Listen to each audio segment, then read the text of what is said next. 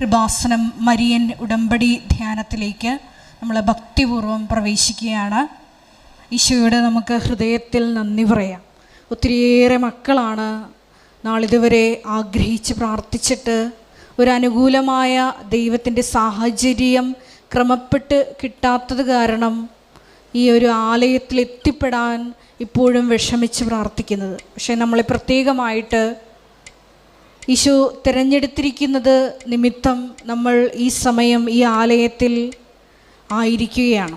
ജീവിതത്തിൻ്റെ വിവിധ ദുരന്ത മുഖങ്ങളിലൂടെ കടന്നു പോകുന്ന വ്യക്തികളോട് പരിശുദ്ധ അമ്മ സമയ ഘടികാരം നെഞ്ചിൽ ചാർത്തി ഈ അൾത്താരയിൽ നടന്ന പ്രത്യക്ഷീകരണത്തിലൂടെ പറയുന്നത്, നിങ്ങൾ പ്രാർത്ഥനയിൽ തന്നെ ശരണം വയ്ക്കുക, പ്രാർത്ഥനയിൽ തന്നെ മുന്നേറുക എന്നുള്ളതാണ്. അതുകൊണ്ട് തന്നെയാണ് മരിയൻ ഉടമ്പടി എടുത്തുകൊണ്ട് 6 നിബന്ധനകൾ വിശ്വസ്തതാപൂർവം പാലിച്ച് മുന്നേറിക്കൊണ്ട് നമ്മുടെ ജീവിതത്തെ വിശുദ്ധീകരിച്ചുകൊണ്ട് നമ്മളും പ്രാർത്ഥനയിൽ തന്നെ മുന്നേറുന്നത്. ഒപ്പം തന്നെ ഈ ധ്യാനം നയിക്കുവാൻ പോകുന്ന കൃപാസനത്തിൻ്റെ സ്ഥാപക ഡയറക്ടറായ ബഹുമാനപ്പെട്ട VP ജോസഫ് അച്ഛനെ ദൈവപിതാവിൻ്റെ കരങ്ങളിൽ സമർപ്പിച്ച് ഒരു നിമിഷം പ്രാർത്ഥിക്കാം. അച്ഛൻ്റെ ആരോഗ്യത്തെയും വിവിധ ശുശ്രൂഷ മേഖലകളെയും ഏറ്റെടുത്തിരിക്കുന്ന എല്ലാ ഉദ്യമങ്ങളെയും സമർപ്പിച്ച് ഒരു നിമിഷം പ്രാർത്ഥിക്കാം. വരാൻ പോകുന്ന ആരാധനാ മണിക്കൂറിൽ ഈശോയെ ഞങ്ങൾക്ക് ആവശ്യമായിട്ടുള്ള വചനങ്ങൾ നൽകണമേ എന്ന് പ്രാർത്ഥിക്കാം. ഞങ്ങളുടെ ജീവിതത്തിലൊക്കെ കൃപയ്ക്ക് തടസ്സമായി നിൽക്കുന്ന പാപമേഖലകളെയും സാഹചര്യങ്ങളെയും ഈശോയെ ആരാധനയിലൂടെ വെളിപ്പെട്ട് കിട്ടി നിൻ്റെ കരുണ കൃപ ഞങ്ങളിൽ വന്ന് നിറയുവാൻ തടസ്സമായ ജീവിത മേഖലകളെയെല്ലാം പാപമേഖലകളെല്ലാം വെറുത്തുപേക്ഷിക്കാനുള്ള വലിയ കൃപയ്ക്ക് വേണ്ടി ഒരു നിമിഷം നമുക്ക് മൗനമായിട്ട് പ്രാർത്ഥിക്കാം.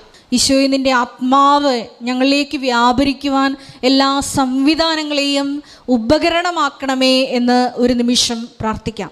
ഒരിക്കൽ കൂടി 2015 മുതൽ തീർത്ഥാടക ഉടമ്പടി ഇവിടെ നിന്ന് എടുത്തിട്ട് പോയിട്ടുള്ള എല്ലാ സഹോദരങ്ങളെയും കുടുംബങ്ങളെയും അവരുടെ സ്ഥാപനങ്ങളെയും എല്ലാം, ഒപ്പം തന്നെ 2020 മുതൽ ഓൺലൈനിൽ ഉടമ്പടി എടുത്ത് പ്രാർത്ഥിക്കുന്ന ഓരോ മക്കളെയും കുടുംബങ്ങളെയും ഈ അൾത്താരയിൽ സമർപ്പിച്ചുകൊണ്ട് ഈശോയെ അവരുടെ വിവിധങ്ങളായ നിയോഗങ്ങളെ ഏറ്റെടുക്കണമേ എന്ന് പ്രാർത്ഥിച്ചുകൊണ്ട് മരിയൻ പ്രത്യക്ഷീകരണത്തിൻ്റെ സ്ഥിരം സാക്ഷികളാക്കി സാക്ഷ്യമാക്കി ഞങ്ങളെ ഓരോരുത്തരെയും മാറ്റണമേ എന്ന് പ്രാർത്ഥിച്ചുകൊണ്ട് ദിവ്യകാരുണ്യനാഥനെ വരവേറ്റുകൊണ്ട് നമുക്ക് ഒരു നിമിഷം ഇരുകരങ്ങളെ ഉയർത്തി ശക്തമായി സ്തുതിക്കാം. ഹല്ലേലൂയ, ഹല്ലേലൂയ, ഹല്ലേലൂയ.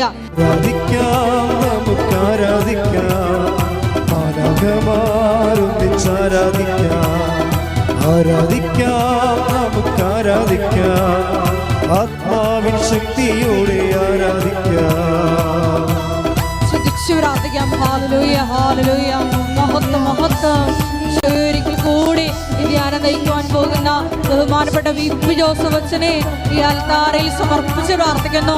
ഞങ്ങൾക്ക് ആവശ്യമായിട്ടുള്ള വചനം നൽകണമേ എന്ന് ഞാൻ പ്രാർത്ഥിക്കുന്നു. വചനത്താൽ ഞങ്ങളെ വിശുദ്ധീകരിക്കണമേ എന്ന് പ്രാർത്ഥിക്കുന്നു. ശക്തീകരിക്കണമേ എന്ന് പ്രാർത്ഥിക്കുന്നു. വഴി നടത്തണമേ എന്ന് പ്രാർത്ഥിക്കുന്നു. ആത്മാവിൽ ധന്യരാക്കണമേ എന്ന് പ്രാർത്ഥിക്കുന്നു. Hallelujah, hallelujah. മഹത്വം, മഹത്വം. ആരാധന, ആരാധന. Hallelujah, hallelujah.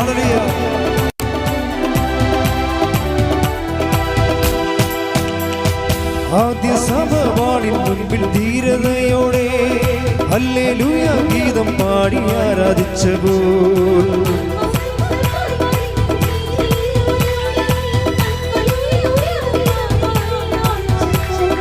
യേശുവിനായി ലോകത്തിൽ മരണം വന്നാലും ഹല്ലേലൂയ ഗീതം പാടി ആരാധിക്കുമേ.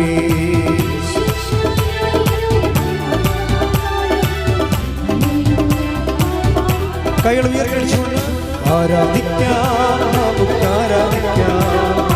ആരാധിക്കാം, ആരാധിക്കാം, നമുക്ക് ആരാധിക്കാം. ആത്മാവിൻ ശക്തിയോടെ ആരാധിക്കാം. ആരാധിക്കാം, നമുക്ക് ആരാധിക്കാം. മാനവമാരും ആരാധിക്കാം. ആരാധിക്കാം, നമുക്ക് ആരാധിക്കാം. ആത്മാവിൻ സ്തുതിയോടെ ആരാധന സ്തുതിക്കട്ടെ. ഹല്ലേലൂയ ഹല്ലേലൂയ ഹല്ലേലൂയ. ദൈവത്തിന്റെ എല്ലാ ശുശ്രൂഷ മേഖലകളെയും, നിർമ്മാണ പ്രവർത്തനങ്ങളെയും, എല്ലാ മിഷൻ മേഖലകളെയും അൾത്താരയിൽ സമർപ്പിച്ച് പ്രാർത്ഥിക്കുന്നു. ഞങ്ങളുടെ അഖണ്ഡ ജപമാല മഹാറാലി സമർപ്പിച്ച് പ്രാർത്ഥിക്കുന്നു. റാലിയുടെ ക്രമീകരണങ്ങളെ സമർപ്പിച്ച് പ്രാർത്ഥിക്കുന്നു. എല്ലാ മേഖലകളിലും പരിശുദ്ധ അമ്മേ നിന്റെ മേൽനോട്ടം ഉണ്ടാകണമേ എന്ന് പ്രാർത്ഥിക്കുന്നു. വൻ വിജയമാക്കി മാറ്റണമേ എന്ന് പ്രാർത്ഥിക്കുന്നു. ഹല്ലേലൂയ. മഹത്വം മഹത്വം, ആരാധന ആരാധന. ഹല്ലേലൂയ. പരിശുദ്ധ പരമദിവ്യ കാരുണ്യത്തിന് ആരാധനയും സ്തുതിയും പുകഴ്ചയും ഉണ്ടായിരിക്കട്ടെ. എൻ്റെ പ്രിയപ്പെട്ടവരെ, ഉടമ്പടി മറ്റ് പല പ്രാർത്ഥനകളെക്കാളും ഉടമ്പടി ജീവിതമെന്ന് പറഞ്ഞൊരു പുതിയ ജീവിതം ആൾക്കാർ ആരംഭിച്ചിരിക്കുകയാണ്. അത് നമുക്ക് മനസ്സിലാകണത് ഈ സാക്ഷ്യം പറഞ്ഞു കഴിയുമ്പോൾ അവസാനം പറയവർ, എൻ്റെ മരണം വരെ ഞാനും എൻ്റെ കുടുംബവും ഉടമ്പടി ജീവിക്കും. അപ്പം നമ്മളത് പറഞ്ഞു കൊടുത്തതല്ല, അവർ പറഞ്ഞു കേട്ടിട്ട് നമ്മൾ പറയണതാണ്. ഉടമ്പടി ഒരു ജീവിതക്രമമാണെന്നുള്ളത് ജനങ്ങൾ അവരുടെ അനുഭവത്തിൽ നിന്ന് അവർ പ്രഖ്യാപിക്കുമ്പോൾ അത് ചികഞ്ഞ് മാറ്റിയെടുത്തിട്ടാണ് നമ്മൾ നിങ്ങളോട് പൊതുവായിട്ട് പറയണത്. ജനങ്ങൾക്ക് ഇങ്ങനെ ഒരു അനുഭവമുണ്ട്. ഉടമ്പടി ഒരു സാധാരണ ഒരു വിശ്വാസത്തിൻ്റെ പ്രയോഗം അല്ല, എക്സ്പ്രഷൻ അല്ലെ പ്രഖ്യാപനം എന്നതിനേക്കാൾ ഉപരി ഉടമ്പടി അതിൽ തന്നെ ഒരു ജീവിതക്രമമായിട്ട് മാറുകയാണ്. അതുകൊണ്ടാണ് പുതുക്കുന്നവരുടെ എണ്ണം ഇപ്പോൾ കൂടിയിരിക്കുന്നത്. പണ്ട് നിങ്ങൾക്കറിയാമല്ലോ, ഉടമ്പടിയുടെ തുടങ്ങിയ കാലത്ത് 16, 17, 18 കാലഘട്ടങ്ങളിൽ ഉടമ്പടി പുതുക്കുന്നത് 1/3 പേരായിരുന്നു. ഉടമ്പടി എടുക്കുന്നതിൻ്റെ 1/3 പേരെയാണ് ഉടമ്പടി പുതുക്കത്തുള്ളത്. അന്ന് 90 ദിവസത്തേക്ക് വേണ്ടി മാത്രമുള്ള ഒരു പ്രത്യേകമായ ഒരു പ്രത്യേക വിഷയബന്ധിയായ ഒരു പ്രാർത്ഥനയായിരുന്നു. ജോലിയില്ല, വീടില്ല, വിവാഹം നടക്കണില്ല, വിഷയം. ഉടമ്പടി തുടക്കുന്ന കാലത്ത് 16 തുടങ്ങി 17, 18, 19, 20, പിന്നെ കോവിഡ് കാലം 20 വരുമ്പോൾ കോവിഡാവും. അതുവരെ ഇങ്ങനെ ഉടമ്പടി ഒരു വിഷയബന്ധിയാണ് നിന്നത്. അതുകൊണ്ട് ആൾക്കാർ ഒരു 90 ദിവസം ആകുമ്പോൾ വിഷയബന്ധിയായുള്ള ആൾക്കാർ അത് സ്റ്റോപ്പ് ചെയ്യും. ഞങ്ങളുമുണ്ട് വിഷയബന്ധിക്കാരെ, പിന്നെ നിങ്ങൾ കണ്ടിന്യൂ ചെയ്യണമെന്ന് ഞങ്ങളും പറയത്തില്ല. കാര്യം വിഷയബന്ധിക്കാരെ കണ്ടിന്യൂ ചെയ്തിട്ട് കാര്യമില്ല. അതുകൊണ്ടാണ് ഉടമ്പടി. പക്ഷേ പിന്നീട് നമ്മൾ പറയാതെ തന്നെ ഇപ്പോഴെങ്ങനെ വെച്ച് കഴിഞ്ഞാൽ, ഇപ്പോൾ ഉദാഹരണത്തിന് ഒക്ടോബർ 2-ാം തീയതി ഉടമ്പടി പുതുക്കിയവർ എത്രയാണെന്ന് അറിയാമോ? ഒരു ദിവസം 1443 പേരാണ് ഉടമ്പടി പുതുക്കിയത്. അപ്പോൾ നോക്കിയേ, അപ്പോൾ എന്ത് വ്യത്യാസം വരുന്നു നോക്കിയേ. 1443 പേര് ഒരു ദിവസം ഉടമ്പടി പുതുക്കുകയാണ്. അപ്പോഴിപ്പോൾ എന്താ സംഭവിച്ചിരിക്കണമെന്ന് ചോദിച്ചു കഴിഞ്ഞാൽ, ആൾക്കാർ ഉടമ്പടി ജീവിക്കാൻ തുടങ്ങിയപ്പോൾ ഈ ജീവിതത്തിൻ്റെ ഒരു പ്രൊട്ടക്ഷൻ ഭയങ്കരമാണ്, സംരക്ഷണം. അവർക്ക് ആരോ തങ്ങളുടെ കൂടെയുണ്ട്, തങ്ങളുടെ കാര്യങ്ങൾ അന്വേഷിക്കാനും തങ്ങളെ നയിക്കാനും. അമ്മയുടെ കൃത്യമായ സാന്നിധ്യം അവരനുഭവിച്ചിട്ട് ഉടമ്പടി നിലനിൽക്കുന്നതാണ് നല്ലത് എന്ന് തോന്നണം. പിന്നെ മുമ്പത്തേക്കാൾ സന്തോഷം, കുടുംബത്തിലൊക്കെ വിശുദ്ധീകരണം, വചന വായനയൊക്കെ ഉള്ളത് കാരണം നല്ല ആധ്യാത്മികമായ പരിസരം, തിന്മയിൽ വീഴാതിരിക്കാനുള്ള ഒരു സംരക്ഷണം, ആകപ്പാടെ വല്ലാത്ത ഒരു ദൈവമായ അഭിഷേകത്തിൻ്റെ ഒരു കാലം. അപ്പം അതുകൊണ്ടാണ് ആൾക്കാർ സാക്ഷ്യം പറയുമ്പോഴും നമ്മളാരും പറഞ്ഞിട്ടില്ല, അവർ തന്നെത്താൻ പറഞ്ഞാണ്, ഞാനും എൻ്റെ കുടുംബവും മരണം വരെ ഉടമ്പടി നിലനിൽക്കുമെന്ന്. കാര്യത്തിൽ ഉടമ്പടിയുടെ ഒരു സംരക്ഷണവും, അതുപോലെ തന്നെ ഏത് മേഖലയിൽ ചെന്നാലും ഏത് നമുക്ക് സഹായിക്കാൻ പറ്റാത്ത സ്ഥലത്ത് ചെന്നാലും ദൈവത്തിൻ്റെ ഒരു ഇടപെടൽ നമുക്ക് വ്യക്തമാവും. അവിടെ നമുക്ക് ചിലവൊന്നുമില്ല. ആകപ്പാടുള്ള ചിലവെന്ന് പറയണത്, ഉടമ്പടി നമുക്കുള്ള ഒരു ചിലവെന്ന് പറഞ്ഞാൽ എന്താ, വളരെ സൂക്ഷ്മതയുള്ള ഒരു ചിലവെന്ന് പറഞ്ഞാൽ, ഞാൻ നോക്കിയിട്ട് വിശ്വസ്തതയിൽ വെള്ളം ചേരുന്നുണ്ടോ എന്ന് മാത്രം നോക്കിയാൽ മതി. വേറെ ഒന്നുമില്ല, സിമ്പിളാണ്. മൊത്തം ഉടമ്പടി നമ്മൾ പഠിക്കുമ്പോഴും ആൾക്കാരെ എല്ലാ ദിവസവും ഞാൻ കാണുമ്പോഴും എനിക്ക് മനസ്സിലാകണത് ഉടമ്പടി സിമ്പിളായിട്ട് കൈകാര്യം ചെയ്യാം. നമ്മൾ ശ്രദ്ധിക്കേണ്ട ഒരു പോയിൻ്റേ ഉള്ളൂ ഉടമ്പടിയിൽ ശ്രദ്ധിക്കേണ്ട. എന്താണ്? വിശ്വസ്തതയിൽ വെള്ളം ചേർക്കുന്നുണ്ടോ എന്ന് നോക്കിയാൽ മതി. കാര്യം ഇത് കോവനൻ്റ് ആയത് കാരണം, ഉടമ്പടി ആയ കാരണം നമുക്ക് വേണ്ടത് വിശ്വാസത്തെക്കാൾ ഉപരി എന്താണ്? പെർസ്വേറിങ് ഫെയ്ത്താണ് വേണ്ടത്. ഫെയ്ത്ത്, നമ്മൾ സാധാരണ മനുഷ്യർക്ക് ഫെയ്ത്ത് മതി. ഉടമ്പടിയിൽ വേണ്ടത് പെർസ്വേറിങ് ഫെയ്ത്താണ്. എന്ന് വെച്ച് കഴിഞ്ഞാൽ ഇങ്ങനെ പിന്തുടർന്ന് നിലനിൽക്കുന്ന ഫെയ്ത്താണ്. എൻഡ്യൂറിങ് ഫെയ്ത്ത് എന്ന് എന്ത് വേണമെങ്കിൽ പറയാം. അതായത് നിലനിൽക്കുന്ന ഒരു വിശ്വാസം. വിശ്വാസത്തിനൊരു കുഴപ്പമുള്ളതെന്ന് വെച്ച് കഴിഞ്ഞാൽ അല്പവിശ്വാസം ഒന്ന് ഈശോ ഒരു തരം ബ്രാൻഡ് ചെയ്തിട്ടുണ്ട്. ചില വിശ്വാസം ഈശോ വന്നപ്പോഴാണ് ബ്രാൻഡിങ് ഭയങ്കരമായത്. പണ്ട് എല്ലാം വിശ്വാസമാണെന്ന് പറഞ്ഞ ആൾക്കാർ ഇരിക്കുകയായിരുന്നു. യഹൂദന്മാർക്ക് അങ്ങനെ ഒരു ധാരണയായിരുന്നു, വിശ്വാസം എല്ലാം വിശ്വാസമാണെന്ന്. ഈശോ വന്നപ്പോൾ വിശ്വാസത്തിൻ്റെ ഗ്രേഡ് ബ്രാൻഡ് ചെയ്ത്, എന്നിട്ട് ഈശോ പറഞ്ഞു, അല്പവിശ്വാസി, നീ സംശയിച്ചത് എന്തിന്? അപ്പോൾ വലിയ അടുത്തുള്ള അരുമ ശിഷ്യനാണ്. അവൻ്റെ കയ്യിൽ നിന്ന് കൈവിട്ടു പോയി. ഒരു നിമിഷം അവൻ സംശയിച്ചു പോയി. അപ്പോൾ ഉടനെ അടുത്ത് നിൽക്കുന്നത് ആരാണ് എന്ന് മറന്നുപോയി. ക്രിസ്തുവിനേക്കാളുപരി കടലിനെ കണ്ട് അവൻ പേടിച്ചു പോയി. അപ്പോൾ ക്രിസ്തു നിൽക്കുന്ന കാര്യം മറന്നിട്ട് അവൻ്റെ അനുഭവം കാരണം അവൻ പെട്ടെന്ന് സംശയിച്ചു പോയപ്പോൾ അവൻ താഴേക്ക് പോയി. അപ്പോഴാണ് കൈ നീട്ടിക്കൊണ്ട് കർത്താവ് പറയുന്നത്, അല്പവിശ്വാസി. That means short time faith. Short time faith എന്ന് വെച്ച് കഴിഞ്ഞാൽ ആൾക്കാരുടെ കൂട്ടത്തിലുള്ള ഒരു ബ്രാൻഡഡ് ഫെയ്ത്താണ് ഷോർട്ട് ടൈം ഫെയ്ത്ത്. എന്ന് വെച്ച് കഴിഞ്ഞാൽ കുറച്ച് കാലത്തേക്ക് വിശ്വസിക്കുന്നു. വചനത്തെ പ്രതി ക്ലേശവും സങ്കടങ്ങളും ഉണ്ടാകുമ്പോൾ അവൻ വിട്ടുപോകുന്നു. Take the word of God. അതായത് 13:21 വചനം കേട്ടിട്ട് ഉടനെ സസന്തോഷം സ്വീകരിക്കുകയും തന്നിൽ വേരില്ലാത്തതിനാൽ അല്പനേരം മാത്രം നിലനിന്നിട്ട് വചനത്തെ പ്രതി ക്ലേശവും പീഡയും ഉണ്ടാകുമ്പോൾ തൽക്ഷണം വീണു പോവുകയും ചെയ്യുന്നവനാണ് പാറമേൽ വീണ വിത്ത്. ഇതാണ് അല്പനേരം.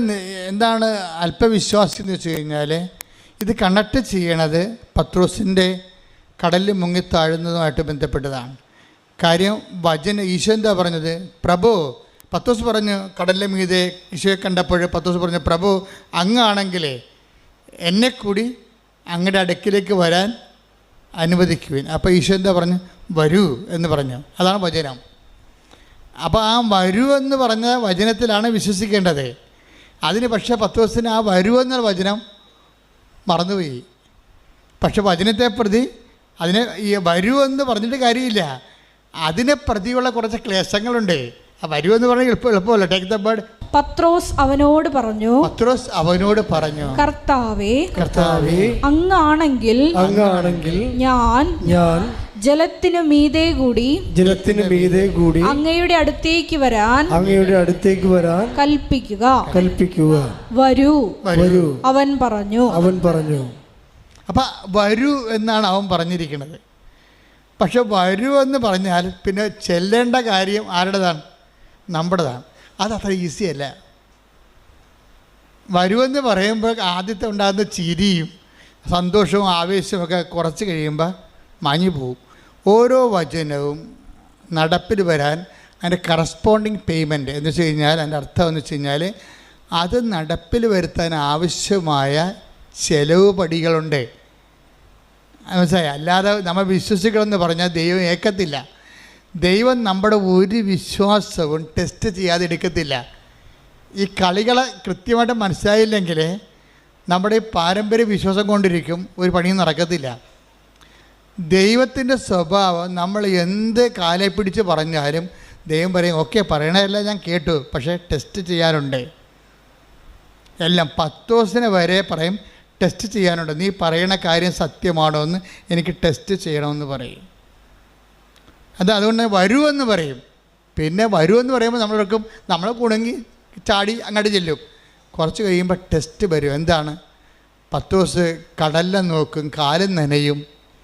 അപ്പോൾ താഴേക്ക് കർത്താവിനെ മാറ്റിയിട്ട് കടലിലേക്ക് നോക്കുമ്പോൾ യു എന്ന് അങ്ങോട്ട് എടുക്കും. അതായത് കർത്താവിനെ നോക്കിപ്പോയ ആളാണ് പെട്ടെന്ന് പകച്ചു പോകും. ഈ പെട്ടെന്ന് പകച്ചു പോണതല്ല, പെട്ടെന്ന് പകച്ചു പോണ അനുഭവങ്ങൾ ദൈവം തരും. മനസ്സിലായില്ലേ? അത് നമ്മളെപ്പോഴും ശ്രദ്ധിക്കണം. പെട്ടെന്ന് പകച്ചു പോണതല്ല, പെട്ടെന്ന് നമുക്ക് പകച്ചു പോകുന്ന രീതിയിലുള്ള അനുഭവങ്ങൾ ദൈവം തരും.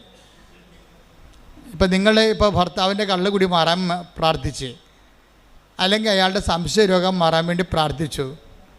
അപ്പോൾ 2 ദിവസം അയാളുടെ സംശയം മാറി. അപ്പോൾ ദൈവമേ ഉടമ്പടി ഏറ്റ്, നേരത്തെ പോകേണ്ടതായിരുന്നു എന്നൊക്കെ പറയും. കുറച്ച് കഴിയുമ്പോൾ അയാൾക്ക് പണ്ട് പത്രക്കാരനെ മാത്രമേ സംശയം ഉണ്ടായിരുന്നുള്ളൂ, ഇപ്പോൾ ഇൻസ്റ്റാൾമെൻറ്റുകാരനെ കൂടി സംശയമായി. അതാണ് പ്രശ്നം. ഒരാഴ്ച പുള്ളിക്ക് കുഴപ്പമൊന്നുമില്ലായിരുന്നു. പത്രക്കാരനെ മാത്രമേ പുള്ളിക്ക് പണ്ട് സംശയം ഉണ്ടായിരുന്നു. ഉടമ്പടി എടുത്തപ്പോൾ ഇൻസ്റ്റാൾമെൻറ്റുകാരനെ കൂടി സംശയമായി. പകച്ചു പോയി നമ്മൾ പെട്ടെന്ന്. അപ്പോൾ എന്ത് ചെയ്യും? ഇനിയിപ്പോൾ നീലത്തിരി കത്തിച്ചാൽ എന്ത് കാര്യം, പച്ചത്തിരി കത്തിച്ചാൽ എന്ത് കാര്യം? കണ്ട സംഭവത്തിൽ പേയ്മെൻറ്റ് വിരണ കണ്ടില്ലേ? ഇതിൻ്റെ ഉടമ്പടി വഴികളിലുള്ള പേയ്മെൻറ്റ് നോക്കണം. അത് ഇതിനകത്ത് നമ്മൾ എന്ത് വിശ്വസിക്കണമെന്ന് പറഞ്ഞാലും നമ്മുടെ അപ്പനേക്കും അമ്മയേക്കും മക്കളും എല്ലാവരും ഏൽക്കും. പക്ഷേ ദൈവം മാത്രം ഏൽക്കത്തില്ല. ടെസ്റ്റ് ഉണ്ടെന്ന് പറയും. ഇത് ടെസ്റ്റെന്ന് പറയുന്ന വിശ്വാസമാണോ?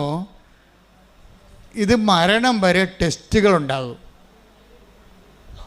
അതാണ് ഈശോ പറഞ്ഞ പ്രലോഭനങ്ങൾ ഉണ്ടാവേണ്ടതാണ്. 18:7 എടുത്ത് മത്തായി സുവിശേഷം ശ്രദ്ധിക്കട്ടെ. ഹല്ലേലൂയ ഹല്ലേലൂയ ഹല്ലേലൂയ. യേശുവേ നന്ദി, യേശുവേ സ്തുതി. ഹല്ലേലൂയ ഹല്ലേലൂയ ഹല്ലേലൂയ. മത്തായി 18:7. പ്രലോഭനങ്ങൾ നിമിത്തം ലോകത്തിന് ദുരിതം. ദുരിതമാണല്ലേ? പ്രലോഭനങ്ങൾ ഉണ്ടാകേണ്ടതാണ്. മാറ്റാൻ പറ്റത്തില്ല. പ്രലോഭനങ്ങൾ നിമിത്തം ലോകത്തിന് എന്ന് പറഞ്ഞ പ്രലോഭനങ്ങൾ നിമിത്തം ലോകത്തിന് ദുരിതം. അല്ല, പ്രലോഭനം നല്ലതല്ല, ദുരിതം തന്നെയാണ്. അതിതുപോലെ ഇടയ്ക്കിടെ നമ്മളുടെ അപ്രതീക്ഷിതമായിട്ട് നമ്മൾ വിചാരിക്കുമ്പോൾ, ഉടമ്പടി എടുക്കുമ്പോൾ, ഉടമ്പടി ജീവിക്കുമ്പോൾ നമ്മൾ പ്രതീക്ഷിക്കുന്ന ഒരു പ്രതീക്ഷ ഉണ്ടല്ലോ, ഈ പ്രതീക്ഷ ചില സമയത്ത് നേരെ കടകവിരുദ്ധമായിട്ട് സംഭവിക്കും. ഇതാണ് പ്രലോഭനം എന്ന് പറയുന്നത്. പ്രലോഭന നിമിത്തം എന്താ സംഭവിക്കണത്? ലോകത്തിന് നമുക്ക് ദുരിതം. അതാ ഒന്ന് പറഞ്ഞേ. പ്രലോഭനങ്ങൾ നിമിത്തം ലോകത്തിന് ദുരിതം. പ്രലോഭനങ്ങൾ ഉണ്ടാകേണ്ടതാണ്. അയ്യോ, ഇത് കണ്ട, ഇത് ഇൻഡിസ്പെൻസിബിൾ ആണ്. അതായത് അച്ഛനായാലും കത്തനായാലും കപ്പേരായാലും കർദിനാളായാലും സംഭവം മാറ്റാൻ പറ്റത്തില്ല. എന്താ കാര്യം? ഇതുള്ളതാണ്. ഇതിൻ്റെ ഈ ഫെയ്ത്ത് പാക്കേജിൻ്റെ കൂടെ ഉള്ളതാണ് ടെസ്റ്റ്.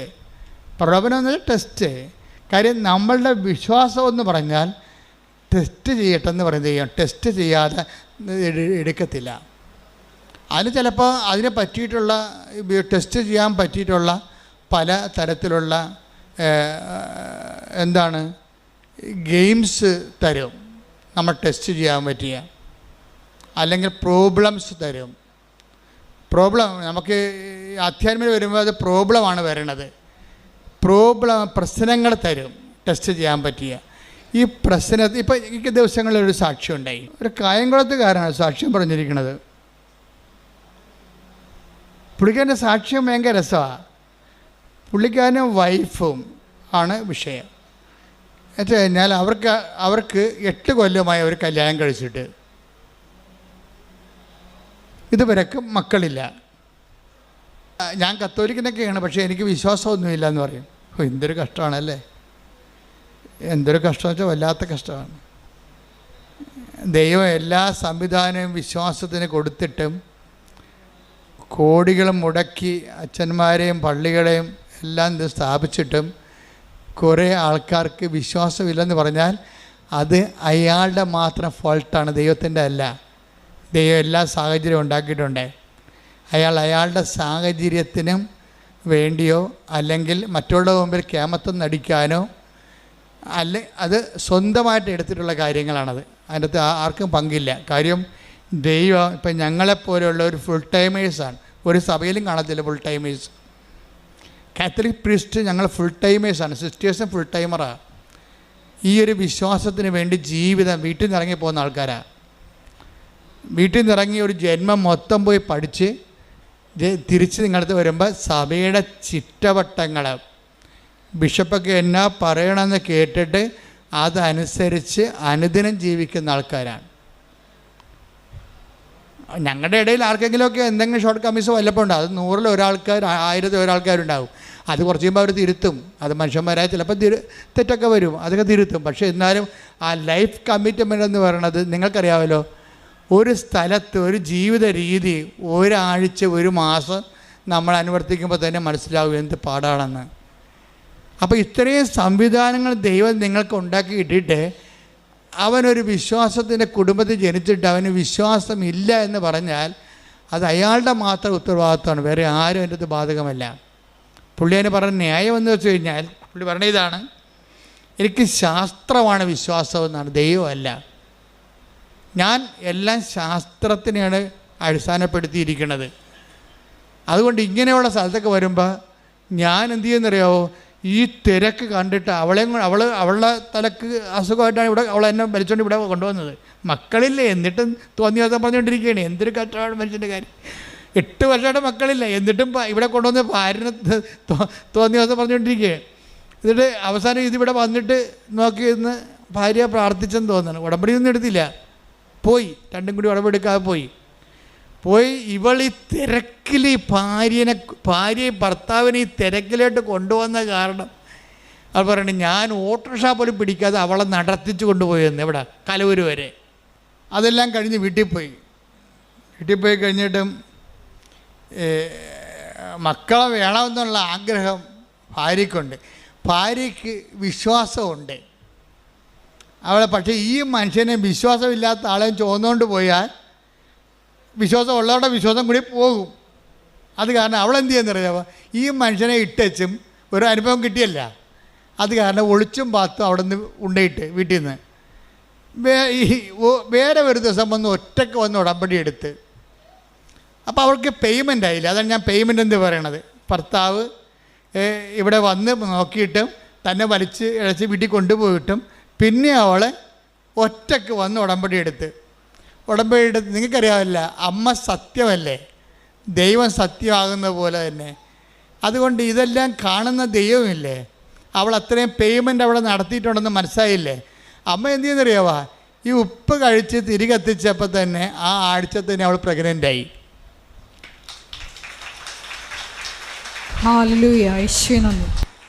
ആഴ്ച പ്രഗ്നൻ്റായി. അപ്പം ഭർത്താവിന് വിശ്വാസമായി.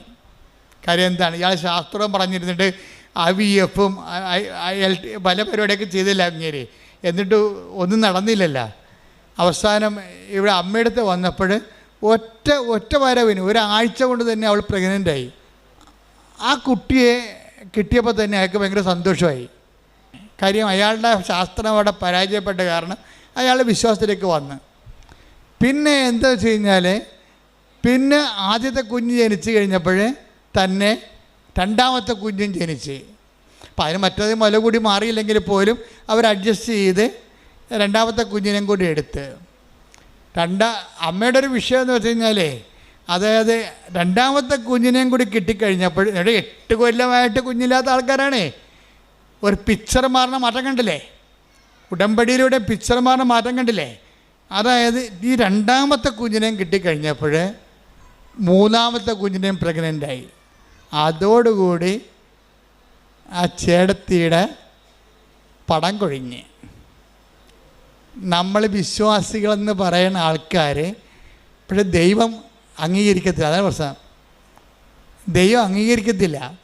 ഇപ്പം എന്ത് ചെയ്ത്, അവൾക്ക് ഈ കുഞ്ഞിനെ മൂന്നാമത്തെ കുഞ്ഞിനെ കൊല്ലണം. എങ്ങനെയുണ്ട് പരിപാടി? പണ്ടൊരു കുഞ്ഞിന് വേണ്ടി തെണ്ടി നടന്നതാണ്. ഇപ്പം മൂന്നാമത്തെ കുഞ്ഞിനെ കണ്ട് അപ്പോൾ ഭർത്താവിൻ്റെ അടുത്ത് വന്ന് രാത്രിയും പകലും ഇവൾ നിലവിളിക്കുകയാണ്. എന്തിനാണ്? നമുക്കിതിനെ അബോർട്ട് ചെയ്ത് കളയാം. എന്താണ്ട് കാര്യം? എന്താണ് കാര്യം? ഒരു കുഞ്ഞിനെ എങ്ങനെയാണ് കൊല്ലണേടി, നീ എന്താ ഇങ്ങനെ പറയണത്? അപ്പോൾ അയാൾക്ക് വിശ്വാസം ഇല്ലെന്ന് പറഞ്ഞെങ്കിലും ഇപ്പം വിശ്വാസം കിട്ടിയപ്പോൾ അയാൾക്ക് സത്യസന്ധമായ വിശ്വാസം കിട്ടി. അയാൾ പറയണത് കൊലപാതകമല്ലേ ഇവൾ പറയണത്. വെച്ചാൽ നമുക്ക് എന്തെങ്കിലും കിട്ടുമ്പോൾ നമുക്കൊരാശ്വാസം സന്തോഷം ഉണ്ടാകുമ്പോൾ വിശ്വാസമുണ്ട്. ആ വിശ്വാസത്തിന് വേണ്ടി നമ്മൾ വില കൊടുക്കേണ്ടി വരികയാണെങ്കിൽ അയ്യോ എൻ്റെ 5 പൈസ ഇല്ലെന്ന് പറയും, ഞാൻ ചെയ്യത്തില്ല, നമുക്ക് വേണ്ടെന്ന് പറയും. കണ്ട, ഇത് ഇങ്ങനെയൊക്കെയുള്ള കള്ള വിശ്വാസങ്ങൾ ആൾക്കാർക്കുണ്ട്. അതാണ് വിശ്വാസത്തിൻ്റെ ഗ്രേഡ് തിരിക്കണതിൻ്റെ കാര്യം. വലിയ വിശ്വാസം, ചെറിയ വിശ്വാസം എന്നൊക്കെ ഈശോ പറയത്തില്ലേ? അതിൻ്റെ കാര്യം അല്പവിശ്വാസമുണ്ട്, ചെറിയ വിശ്വാസമുണ്ട്, വലിയ വിശ്വാസമുണ്ട്. അപ്പോൾ ഈ വിശ്വാസത്തിന് പേയ്മെൻറ്റ് കൊടുക്കണ അനുസരിച്ചാണ് വിശ്വാസം വലുതാകണത്. ദൈവം എപ്പോഴും നോക്കണത് വലിയ വിശ്വാസം എന്നാണ് പറയണതെന്നുണ്ടെങ്കിലും അതെന്താ ട്രൂ ഫെയ്ത്ത് എന്നാണ് ഉദ്ദേശിക്കുന്നത്. സത്യവിശ്വാസം എന്ന് വെച്ചാൽ ടെസ്റ്റഡ് ഫെയ്ത്താണ് സത്യവിശ്വാസം, അതിന് കള്ളൻ അല്ല. ഇപ്പം ഇവൾക്ക് വിശ്വാസം ഒരു ടെസ്റ്റ് കൊടുത്തിരിക്കുകയാണ്. ഇവൾ എന്തുകൊണ്ടാണ് രാത്രിയും പകലും ഉറക്കവുമില്ല, ഊണുമില്ല? ഇവൾക്ക് ഡിപ്രഷനായി. പ്രഗ്നൻ്റുമാണ്, ഇവൾ ഡിപ്രഷനുമാണ്. ഇവളെ കൊണ്ട് സൈക്കാട്രിക് കാണിക്കേണ്ടി വന്ന അവസാനം. ഭർത്താവിനാണെങ്കിൽ കുഞ്ഞിനെ കൊല്ലാൻ താല്പര്യമില്ല, ഇവളാണെങ്കിൽ കുഞ്ഞിനെ കൊന്നേ മതിയാകത്തുള്ളൂ. എന്നടി കാര്യം എന്ന് പറയുമ്പം ആൾക്കാരൊക്കെ കളിയാക്കണം എന്നാണ് കാര്യം. കണ്ട നോക്കിയേ, അപ്പോൾ ദൈവം അവിടെ ഇല്ല. ഇപ്പം ആരാ വന്നിരിക്കുന്നത്? ദൈവമായിട്ട് ആൾക്കാർ വന്നിരിക്കുകയാണ്. ഈ സായിപ്പിനെ കാണുമ്പോൾ കവാത്ത മറക്കുകയും ചെയ്യുന്ന പരിപാടി നമ്മുടെ കയ്യിലുണ്ടെന്ന് ഈശോയ്ക്ക് അറിയാം. അതുകൊണ്ട് ടെസ്റ്റ് ചെയ്യണ പലപ്പോഴും ഒരു സൊസൈറ്റീനെ വെച്ചുകൊണ്ടാണ് ടെസ്റ്റ് ചെയ്യത്തുള്ളൂ. രഹസ്യമായിട്ടുള്ള പരിപാടിയൊന്നുമില്ല. രഹസ്യത്തിൽ അനുഗ്രഹം അടിച്ചു മാറ്റിയിട്ട് സാക്ഷ്യം പറയാൻ പോകാമെന്ന് പറഞ്ഞിരിക്കല്ലേ, പോതില്ല. ഓന്തോടിയ വെയിൽ വരെ, ചെമ്മീൻ ചാടിയ ചട്ടി വരെ നീ തിരിച്ചു വരേണ്ടി വരും. ദൈവത്തിനെ പറ്റിച്ചിട്ട് അനുഗ്രഹം അടിച്ചു മാറ്റിയിട്ട് ആരോടും അറിയാതെ തൻ്റെ കേമത്വമാണെന്ന് പറഞ്ഞുകൊണ്ടിരുന്ന എൻ്റെ പൊന്നു മകനെ മകളെ, ഇവിടെ തന്നെ നീ വരേണ്ടി വരും. വന്നു കഴിഞ്ഞാൽ ഒറ്റ നടക്കി സംഭവം പോകത്തില്ല. എന്താ കാര്യം? നീ ഫ്രോഡാണെന്ന് ദൈവത്തിന് ആദ്യമേ മനസ്സിലായതാണ്. ഒരിക്കൽ നമ്മളോർക്കുക, നിങ്ങൾക്ക് ഭർത്താവിനെ പറ്റിക്കുക, നാട്ടുകാരെ പറ്റിക്കുക, അയൽവാസികളെ പറ്റിക്കുക, ദൈവത്തിനെ പറ്റിച്ചാൽ ആ പാട് അവിടെ കിടക്കും. ഈ ഗർഭിണികളൊക്കെ 9-ാം മാസം 6-ാം മാസം ആകുമ്പോഴൊക്കെ മൂത്ത പിള്ളേരുണ്ടെങ്കിൽ അമ്മൂമ്മ പറയത്തില്ലേ, എടി കുഞ്ഞ് അമ്മയുടെ ചെല്ലല്ലോ, എന്താ ഈ കൊച്ചിന് അകം കൊണ്ട് വയറായിട്ട് വല്ല മാന്തിയിട്ടുണ്ടെങ്കിൽ ആ ഗർഭിണിയുടെ വയറിൻ്റെ കൊച്ചു മാന്തി നഖത്തിൻ്റെ പാട് അങ്ങനെ തന്നെ മരണം വരെ കിടക്കും. എന്താണ്? ശരീരം ലൂസ് ചെയ്തിരിക്കണല്ലേ. ശരീരം ഇളമക്കൊണ്ടിരിക്കുന്ന സമയത്ത് നമ്മളൊരു പാടിട്ടാൽ മതി, അവിടെ കിടക്കും. അതുപോലെ തന്നെ ദൈവത്തിനായിട്ടൊരു പണി കൊടുത്താൽ ആ പാടങ്ങനെ കിടക്കും. ഞാൻ ഇസ്രയേലിൽ ചെന്നപ്പോഴേ, കഴിഞ്ഞ ദിവസം നമ്മൾ ഇസ്രയേലിൻ്റെ ഇത്രയും യുദ്ധം ഉണ്ടെങ്കിലും കർത്താവ് നമ്മളവിടെ ധ്യാനിപ്പിക്കാൻ വിളിച്ചായിരുന്നു. ഞാനിപ്പോൾ കഴിഞ്ഞ ആഴ്ച ഈ സമയത്ത് ജെറുസലേമിൽ ധ്യാനിപ്പിച്ചുകൊണ്ടിരിക്കുകയാണ്. അപ്പം ജെറുസലേമിൽ ഞാൻ ചെല്ലുമ്പോൾ തന്നെ മലയാളികൾ എത്രയോ 100 കണക്കിന് മലയാളികളാണ് വരുന്നത്. അപ്പം ഞാൻ അവരെല്ലാവരോടും ധ്യാനത്തിൻ്റെ സമയത്ത് പറഞ്ഞു, അതായത് നമ്മൾക്ക് സമയത്ത് ഇപ്പം നിങ്ങൾ തന്നെ ഇവിടെ ഇസ്രയേലിലുള്ളവർ നിങ്ങളിപ്പോൾ പെട്ടെന്ന് ചിന്തിക്കുകയാണ്, ഇവിടെ എനിക്ക് ഭർത്താവിനെ കൊണ്ടുവരാൻ പറ്റത്തില്ലല്ലോ, മക്കളുമായിട്ട് വന്ന് കുടുംബമായിട്ട് ജീവിക്കാൻ പറ്റത്തില്ലല്ലോ, ന്യൂസിലൻഡിൽ പോയാൽ പറ്റുമല്ലോ എന്ന് പറഞ്ഞ് നിങ്ങൾ കെട്ടിയെടുത്ത് ന്യൂസിലൻഡിലേക്ക് പോകാം. അപ്പം അങ്ങനെ ന്യൂസിലൻഡിലേക്ക് പോകാൻ കൊണ്ട് കൈപൊക്കാൻ പറഞ്ഞപ്പോൾ കുറേ എണ്ണം കൈപൊക്കി. ഞാൻ പറഞ്ഞു, രണ്ടാമതൊന്നും ചിന്തിക്കണേ, ഇവിടുന്ന് ചാടറാകുമ്പോൾ ഒന്ന് ചിന്തിക്കണം.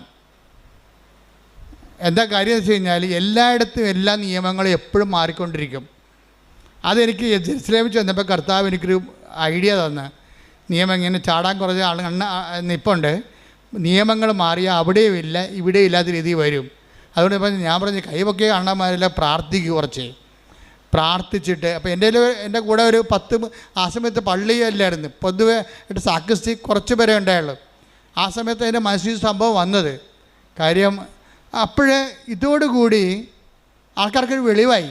എന്താ കാര്യം വെച്ച് കഴിഞ്ഞാൽ, ഇങ്ങനെ ചിന്തിച്ച്, അതായത് ഒരു തെറ്റായ തീരുമാനം ഉണ്ടായാൽ മതി, പ്രൊട്ടക്ഷൻ ഇല്ലെങ്കിൽ പണി കിട്ടും. എന്ന് വെച്ച് കഴിഞ്ഞാൽ നിങ്ങളെപ്പോഴെങ്കിലും ദൈവത്തിന് കൊടുക്കേണ്ട മഹത്വം ദൈവത്തിന് കൊടുക്കാതെ സ്വന്തം ഗമയാണെന്ന് വിചാരിക്കുകയോ അല്ലെങ്കിൽ നിങ്ങളുടെ ബന്ധുക്കൾക്കോ പണത്തിനോ പാർട്ടിക്കോ പറമ്പിനോ പൊന്നിനോ അതിന് ദൈവത്തിന് പകരം വെച്ചിട്ടുണ്ടെങ്കിൽ ഈ പാടിങ്ങനെ കിടക്കും. ഒറ്റടക്ക് പോകത്തില്ല ഈ സംഭവം. ഇത് എക്സിറ്റ് അടിച്ച് പോയിട്ടുണ്ടെങ്കിൽ ഏത് രാജ്യത്ത് പോലെ നിങ്ങൾ എക്സിറ്റ് കമ്പ്യൂട്ടർ നോക്കുമ്പോൾ അതുപോലെ നിങ്ങൾ ഒരിക്കൽ ദൈവത്തിന് പണി കൊടുത്തിട്ടുള്ളതാണ്. നിങ്ങളിപ്പോൾ അയ്യോ ഞാൻ സാക്ഷ്യം പറയത്തൊന്നുമില്ല, ഞാൻ ആൾക്കാർ കേൾക്കത്തില്ല, നാത്തൂരുണ്ടാകും, ഇവിടെ അയൽവാസികളുണ്ടാകും, അവർ നാട്ടിൽ പോയി എന്ത് പറയും എന്നെക്കുറിച്ച്, അപ്പം എനിക്ക് ഇങ്ങനെ പ്രശ്നം ഉണ്ടായെന്ന് അറിയത്തില്ലേ. അപ്പോൾ പ്രശ്നം ഉണ്ടായെന്ന് ആൾക്കാർ അറിയുകയും ചെയ്യരുത്, എന്ന സൂത്രത്തെ അനുഗ്രഹം അടിച്ച് മാറ്റുകയും ചെയ്യണം എന്നാ പറഞ്ഞിരിക്കുന്ന സൂത്രക്കാരികളുണ്ട്. നിങ്ങളോടാണ് ഞാൻ പറയണത്. നിങ്ങൾ ഓടണത് വെയിൽ വരെയേ ഉള്ളൂ, ഓന്തുപോലെ തിരിച്ചു വരും സാധനം. എന്താ കാര്യം? തിരിച്ച് വരുമ്പോൾ ആദ്യം ഉണ്ടായിരുന്ന മോന്തം ഉണ്ടാകത്തില്ല. കുറച്ച് അയലൊക്കെ നൂലിൻ്റെ പെസക ഉണ്ടെന്ന് പറയും ഞങ്ങളുടെ നാട്ടിലൊക്കെ. എന്താ പറ്റുന്നത് വെച്ച് കഴിഞ്ഞാൽ ഇയാൾ ഇനി രണ്ടാമത്തെ ടെസ്റ്റ്, ഡബിൾ ടെസ്റ്റ് വരും. നീ ഫേക്കാണെന്ന് മനസ്സിലായ സ്ഥിതിക്ക് പിന്നെ 2 ടെസ്റ്റ് ആവും. ആൾക്കാർക്ക് എന്നാ പ്രശ്നം എന്നറിയാമോ? ആൾക്കാർ ഭയങ്കരമായിട്ട് ഉടമ്പടിയൊക്കെ എടുത്ത് കസറിക്കൊണ്ട് പ്രാർത്ഥിക്കും, എന്നാലും ഉള്ളിൽ വിശ്വസിക്കും. ഇതൊക്കെ എല്ലാവരുമൊക്കെ കുറച്ച് കഴിയുമ്പോൾ പറയേ ഉടമ്പടി എടുത്തില്ലെങ്കിൽ എനിക്ക് കൊച്ചിനെ കിട്ടുമായിരുന്നു. ഇതൊക്കെ ദൈവത്തിന് അറിയാവേ. നീ മനസ്സിൽ വിചാരിക്കണത് തന്നെ. Take the word of God. 139 സങ്കീർത്തനം 1 മുതലുള്ള തിരുവചനങ്ങൾ. കർത്താവെ അവിടുന്ന് എന്നെ പരിശോധിച്ചറിഞ്ഞിരിക്കുന്നു. പണിയായി. എങ്ങനെയുണ്ട് ഏറ്റു പറഞ്ഞേ? കർത്താവേ അവിടുന്ന് എന്നെ പരിശോധിച്ച് അറിഞ്ഞിരിക്കുന്നു. ഞാൻ ഇരിക്കുന്നതും എഴുന്നേൽക്കുന്നതും അവിടുന്ന് അറിയുന്നു. എന്റെ വിചാരങ്ങൾ അവിടുന്ന് അകലെ നിന്ന് മനസ്സിലാക്കുന്നു. ക്യാമറ വെച്ചിരിക്കുകയാണ് ഇവിടെ, കണ്ടതില്ലേ? ക്യാമറ ഇപ്പോഴല്ല മനുഷ്യൻ കണ്ടുപിടിച്ചത്. ദൈവത്തിന് പണ്ടേ സംഭവമുണ്ട്. ഞാൻ നിന്റെ മൂമെൻറ്റ്സുകൾ അകലെ നിന്ന് വീക്ഷിച്ചുകൊണ്ടിരിക്കുകയാണെന്നാണ് പറഞ്ഞത്. അപ്പോൾ എന്ന് വെച്ച് കഴിഞ്ഞാൽ എൻ്റെ അർത്ഥം എന്ന് വെച്ച് കഴിഞ്ഞാൽ നിങ്ങളെ പല ആൾക്കാരും ദൈവത്തെ വിശ്വസിക്കുന്നുണ്ടെങ്കിലും കുറച്ച് കഴിയുമ്പോൾ നിങ്ങൾ ഒരു 5-6 മാസം കഴിയുമ്പോൾ നിങ്ങൾ സാക്ഷ്യം പറഞ്ഞാൽ പോലും നിങ്ങൾ പറയും അതിപ്പോൾ അത് മറ്റു തരത്തിൽ നടക്കുമായിരുന്നു. ഇപ്പോൾ ഞാൻ ഉടമ്പടി എടുത്തില്ലെങ്കിൽ ചിട്ടി വീഴുമായിരുന്നു, ഞാൻ ഉടമ്പടി എടുത്തില്ലെങ്കിലും ആ സ്ഥലം വിറ്റു പോകുമായിരുന്നു. എൻ്റെ പൊന്നു മകനെ ഇങ്ങനെ എങ്ങാനും വിചാരിച്ചാൽ അതിൻ്റെ അർത്ഥം എന്താണ്? നീ ഇത്രയും നാളെ കാട്ടിക്കൂട്ടിയതും എല്ലാം അണ്ടർ എസ്റ്റിമേറ്റ് ആയി സാധനം. ഇനി ഏത് കാലത്ത് നിനക്ക് ദൈവത്തിൻ്റെ അടുത്ത് വരാൻ പറ്റും? പല സമയത്ത് നീ ഞെളിഞ്ഞു നിന്ന് കർത്താവിൻ്റെ മുമ്പിൽ പറഞ്ഞതാണ് ദൈവമാണ് എന്നെ സഹായിച്ചതെന്ന്. ഇതിൽ ആ പ്രാർത്ഥനയുടെ കെട്ടുവിട്ടപ്പോൾ നീ തനി നിറം കാണിക്കും. അതിപ്പോൾ അല്ലെങ്കിൽ ഞാൻ ജയിക്കുമായിരുന്നു, ഞാൻ കുറേ കഷ്ടപ്പെട്ടതല്ലേ. അതായത് ഒരിക്കലും നിങ്ങൾക്ക് പറ്റിക്കുന്ന അബദ്ധം എന്തറിയാവോ? സാക്ഷ്യം പറയുന്നവന് 10 മാർക്ക്. ഇനി ഈ സാക്ഷ്യം പ്രതിസാക്ഷ്യമാകും, കൗണ്ടർ വിറ്റ്നസിങ്ങും ആകും, അതിന് 20 മാർക്ക് നെഗറ്റീവാണ്. എന്താ കാര്യം? നിങ്ങളിപ്പോൾ മകള് ജയിച്ചു, IELTS ജയിച്ചു, അല്ലെങ്കിൽ അവൾ റാങ്ക് അവർക്ക് MBBS അഡ്മിഷനുള്ള റാങ്ക് ലിസ്റ്റിൽ കയറി. ഇപ്പം നിങ്ങൾ പറയും ഞങ്ങൾ ഉടമ്പടി എടുത്തു, പത്രം കൊടുത്തു, പിന്നെ അവിടെ കൊണ്ട് ഉപ്പിട്ട് പ്രാർത്ഥിച്ചു, ദൈവം ഞങ്ങളെ സഹായിച്ചു എന്ന് പറയും. ഇപ്പം പറയും. ഒരു കൊല്ലം കഴിയുമ്പോൾ ഈ തള്ള തന്നെ നാക്കുകൊണ്ട് പറയും അല്ലെങ്കിൽ ഞാൻ കുഞ്ഞുനാൾ മുതലേ അവളുടെ കൂടെ ഇരുന്ന് പഠിപ്പിച്ചതാണ് അവളെ. ഞങ്ങളൊരു കാറ്റക്കിസത്തിന് പോലും വിടാതെ തന്നെ പഠിപ്പിച്ചിരിക്കണത്. അത് അവൾക്കറിയാം. അതൊക്കെ തന്നെ അപ്പം തന്നെ കൗണ്ടായിപ്പോയി. പിന്നെ ഈ സാധനം ഇനി നാളെ പോയി ദൈവത്തിനെ മറന്ന് അമ്മയും മകളെ പഠിപ്പിച്ചിരിക്കണ കാരണം ഇവൾ ആരെങ്കിലും വിശ്വാസം നിരക്കാത്തവനെ ലൈൻ അടിച്ചിട്ട് അവസാനം വിശുദ്ധിയില്ലാത്ത വിശ്വാസമില്ലാത്ത കുഞ്ഞിനെ പ്രസവിക്കും. അതെന്താ? ഈ അമ്മ വരുത്തി വെച്ചിരിക്കുന്ന സംഭവമാണിതെല്ലാം. ദൈവത്തെ മറന്ന് മക്കളെ കാറ്റക്കിസത്തിന് പോലും വിടാതെ 1-ാം സ്ഥാനം പഠനത്തിന് കൊടുത്ത് ഉണ്ടാക്കലാണ് കാണിച്ചിരിക്കണത്. ഒന്നും ഉറങ്ങിയാൽ നേരം വിളിക്കത്തില്ല. ദൈവത്തിൻ്റെ മുമ്പിലാണ് നിങ്ങൾ കളിക്കണമെങ്കിൽ നിങ്ങളെപ്പോഴും വിചാരിക്കണം എന്താണ്? ദൈവം ഉണ്ടായിക്കൊള്ളാം, ദൈവത്തെ അങ്ങനെ ഉള്ളിൻ്റെ ഉള്ളിൽ വേറെ ഒരു ചിന്തയുണ്ട് ആൾക്കാർക്ക്. ഇത്രയും നാൾ ഞാൻ കണ്ട ആൾക്കാർക്കെല്ലാം അവർക്ക് ഒരു പ്രൈമറി ആയിട്ട് നമ്മളെയൊക്കെ ബോധ്യപ്പെടുത്താൻ വേണ്ടിയുള്ള ഒരു മനുഷ്യൻ, നമ്മളെയൊക്കെ ബോധ്യപ്പെടുത്താൻ വേണ്ടി വിശ്വാസത്തിൻ്റെ ഒരു കച്ച കെട്ടിയ ഒരു മനുഷ്യൻ, ഒരു വിശ്വാസത്തിന് മുഖം മൂടി അണിഞ്ഞൊരു മനുഷ്യൻ. യഥാർത്ഥ അത് ഈ മുഖം മൂടിയുള്ള കാരണം ദൈവം ഇവനിട്ട് പണിയുമോ എന്നുള്ള കാര്യത്തിൽ ഒരു ഡൗട്ടും ഇല്ല. വിശ്വാസത്തിൽ മുഖം മൂടി വെച്ചാൽ ഇന്നല്ലെങ്കിൽ നാളെ 10 കൊല്ലം കഴിഞ്ഞാൽ എൻ്റെ കുമ്പാരി നിന്നെ പണിതിരിക്കും. എന്താ കാര്യം എന്നറിയാമോ? ഞങ്ങളുടെ നാട്ടിലെ ഭാഷയാണ് ഈ കുമ്പാരി എന്നൊക്കെ ഉള്ളത്. തലതൊട്ടപ്പനാണ് ഈ കുമ്പാരി എന്ന് വിളിക്കുന്നത്. അത് വെച്ച് കഴിഞ്ഞാൽ നീ ഇന്ന് ദൈവത്തിന് കൊടുക്കേണ്ട മഹത്വം കുറച്ച് ഇപ്പം കൊടുത്തിട്ട് കുറച്ച് കഴിയുമ്പോൾ എടുത്ത് വകമാറ്റി ചെലവഴിച്ച് കഴിഞ്ഞാൽ നീ അടയാളപ്പെടുത്തും ദൈവത്തിൻ്റെ മുമ്പിലേ. എന്താ കാര്യം? പിന്നെ ആത്മവികാരങ്ങൾ വരും. ഈ സാക്ഷ്യം പറയാത്തവരോ സാക്ഷ്യത്തിൽ നിലനിൽക്കാത്തവരോ സാക്ഷ്യം പറഞ്ഞതിന് ശേഷം 6 മാസം കഴിയുമ്പോൾ പിന്നെ അത് അല്ലെങ്കിൽ നടക്കുമായിരുന്നു എന്ന് പറയുന്ന ആൾക്കാരില്ല. അവരാണ് ഏറ്റവും അപകടകാരികൾ. സാക്ഷ്യമെല്ലാം പറഞ്ഞ് ഉറപ്പിച്ചതിന് ശേഷം 6 മാസം കഴിയുമ്പോൾ തന്നെത്താൻ ചിന്തിരിക്കുകയും അല്ലെങ്കിലും ആ സ്ഥലം വിറ്റ് മാറുമായിരുന്നു. അവിടെ ബസ് സ്റ്റാൻഡ് വന്നതൊന്നും നമ്മളറിഞ്ഞില്ലല്ലോ, റിയൽ എസ്റ്റേറ്റുകാരറിഞ്ഞ്. അപ്പോൾ അതുകൊണ്ട് ബസ് സ്റ്റാൻഡ് വന്ന കാരണം സ്ഥലത്തിന് വില കൂടണ കാരണം നമ്മുടെ സ്ഥലം നേരത്തെ അറിയാത്ത നമ്മുടെ കയ്യിൽ നിന്ന് അടിച്ചു മാറ്റിയതായിരുന്നു. ആ സ്ഥലം ഇന്ന് നമ്മുടെ കയ്യിൽ ഉണ്ടായിരുന്നെങ്കിൽ എത്ര ലക്ഷം രൂപ കിട്ടിയാലും അപ്പോൾ എന്ത് വരും? അന്ന് നിനക്ക് ജപ്തി നടപടിയിൽ നിന്ന് രക്ഷിച്ച ദൈവം ഇപ്പം ഞൊട്ടേണ്ടി വരണം. എന്താ കാര്യം? ദൈവം നിന്നോട് എന്താ അപരാധം ചെയ്ത പോലെയാണ് ഇപ്പം നീ പറയണത്. ആ സ്ഥലം വിറ്റുപോയത് ഇപ്പോൾ 6 മാസം ഇപ്പോഴാണ് ബസ് സ്റ്റാൻഡ് വന്നത്. നമുക്ക് ഈ ബസ് സ്റ്റാൻഡ് വന്ന കാര്യം പണ്ടേ റിയൽ എസ്റ്റേറ്റുകാർക്ക് അറിയാമായിരുന്നു. അതുകൊണ്ടാണ് അവന്മാർ വന്നിട്ട് പറഞ്ഞ വിലക്ക് സ്ഥലം എടുത്തിരിക്കണത്. നമുക്കറിയാൻ പല, അതുകൊണ്ട് നമ്മുടെ സ്ഥലം പോയി. ഓക്കെ, ദൈവത്തിന് ഒരിക്കൽ കൊടുത്ത മഹത്വം ജപ്തി നടപടിയിൽ നിന്ന് ഒഴിവാക്കിയതിന് ഇപ്പം നീ ബസ് സ്റ്റാൻഡ് വന്ന് നീ കൊടുത്ത സ്ഥലത്ത് വില കൂടിയപ്പോൾ നീ മാറ്റി ചിന്തിക്കാൻ തുടങ്ങി. ഇതാണ് കൗണ്ടർ വിറ്റ്നസ്സിങ് എന്ന് പറയുന്നത്. ഇതൊക്കെ നിനക്കറിയാം. ഒരു ചിന്ത നിൻ്റെ ഉള്ളിൽ വരുന്നുമ്പോൾ തന്നെ അത് ഞാൻ അറിയുന്നു. എൻ്റെ ദൈവവേദന നിങ്ങൾ തീക്കട്ടയിൽ ഉറുമ്പരിക്കരുത്. എന്താ പ്രശ്നം വെച്ച് കഴിഞ്ഞാൽ ആദ്യമേ തന്നെ ഉടമ്പടി എടുക്കുമ്പോൾ തന്നെ ദൈവമായിട്ടൊരു ഉടമ്പടി ചെയ്യണം. എന്താ കാര്യം? ദൈവത്തിന് കൊടുക്കേണ്ട മഹത്വം പറഞ്ഞേ. ദൈവത്തിന് കൊടുക്കേണ്ട മഹത്വം മനുഷ്യനോ മൃഗങ്ങൾക്കോ കൊടുക്കാതെ എന്റെ മരണം വരെ ദൈവത്തിന് മാത്രമേ കൊടുക്കൂ. അപ്പൊ ഈ മേഖലയിലെ കോളം കൃത്യമായിട്ട് പൂരിപ്പിച്ച പിന്നെ കുറച്ച് ആശ്വാസമായി. എന്താ കാര്യം? ഇനി നമുക്ക് പ്രശ്നമില്ല.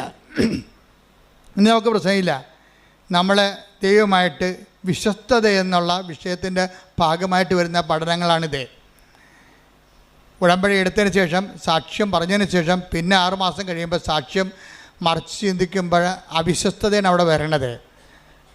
അപ്പോൾ അത് വിശ്വസ്തതയിൽ ഉടമ്പടിയുടെ കാര്യത്തിൽ വിശ്വസ്തത മരണം വരെയാണ് വരണത്.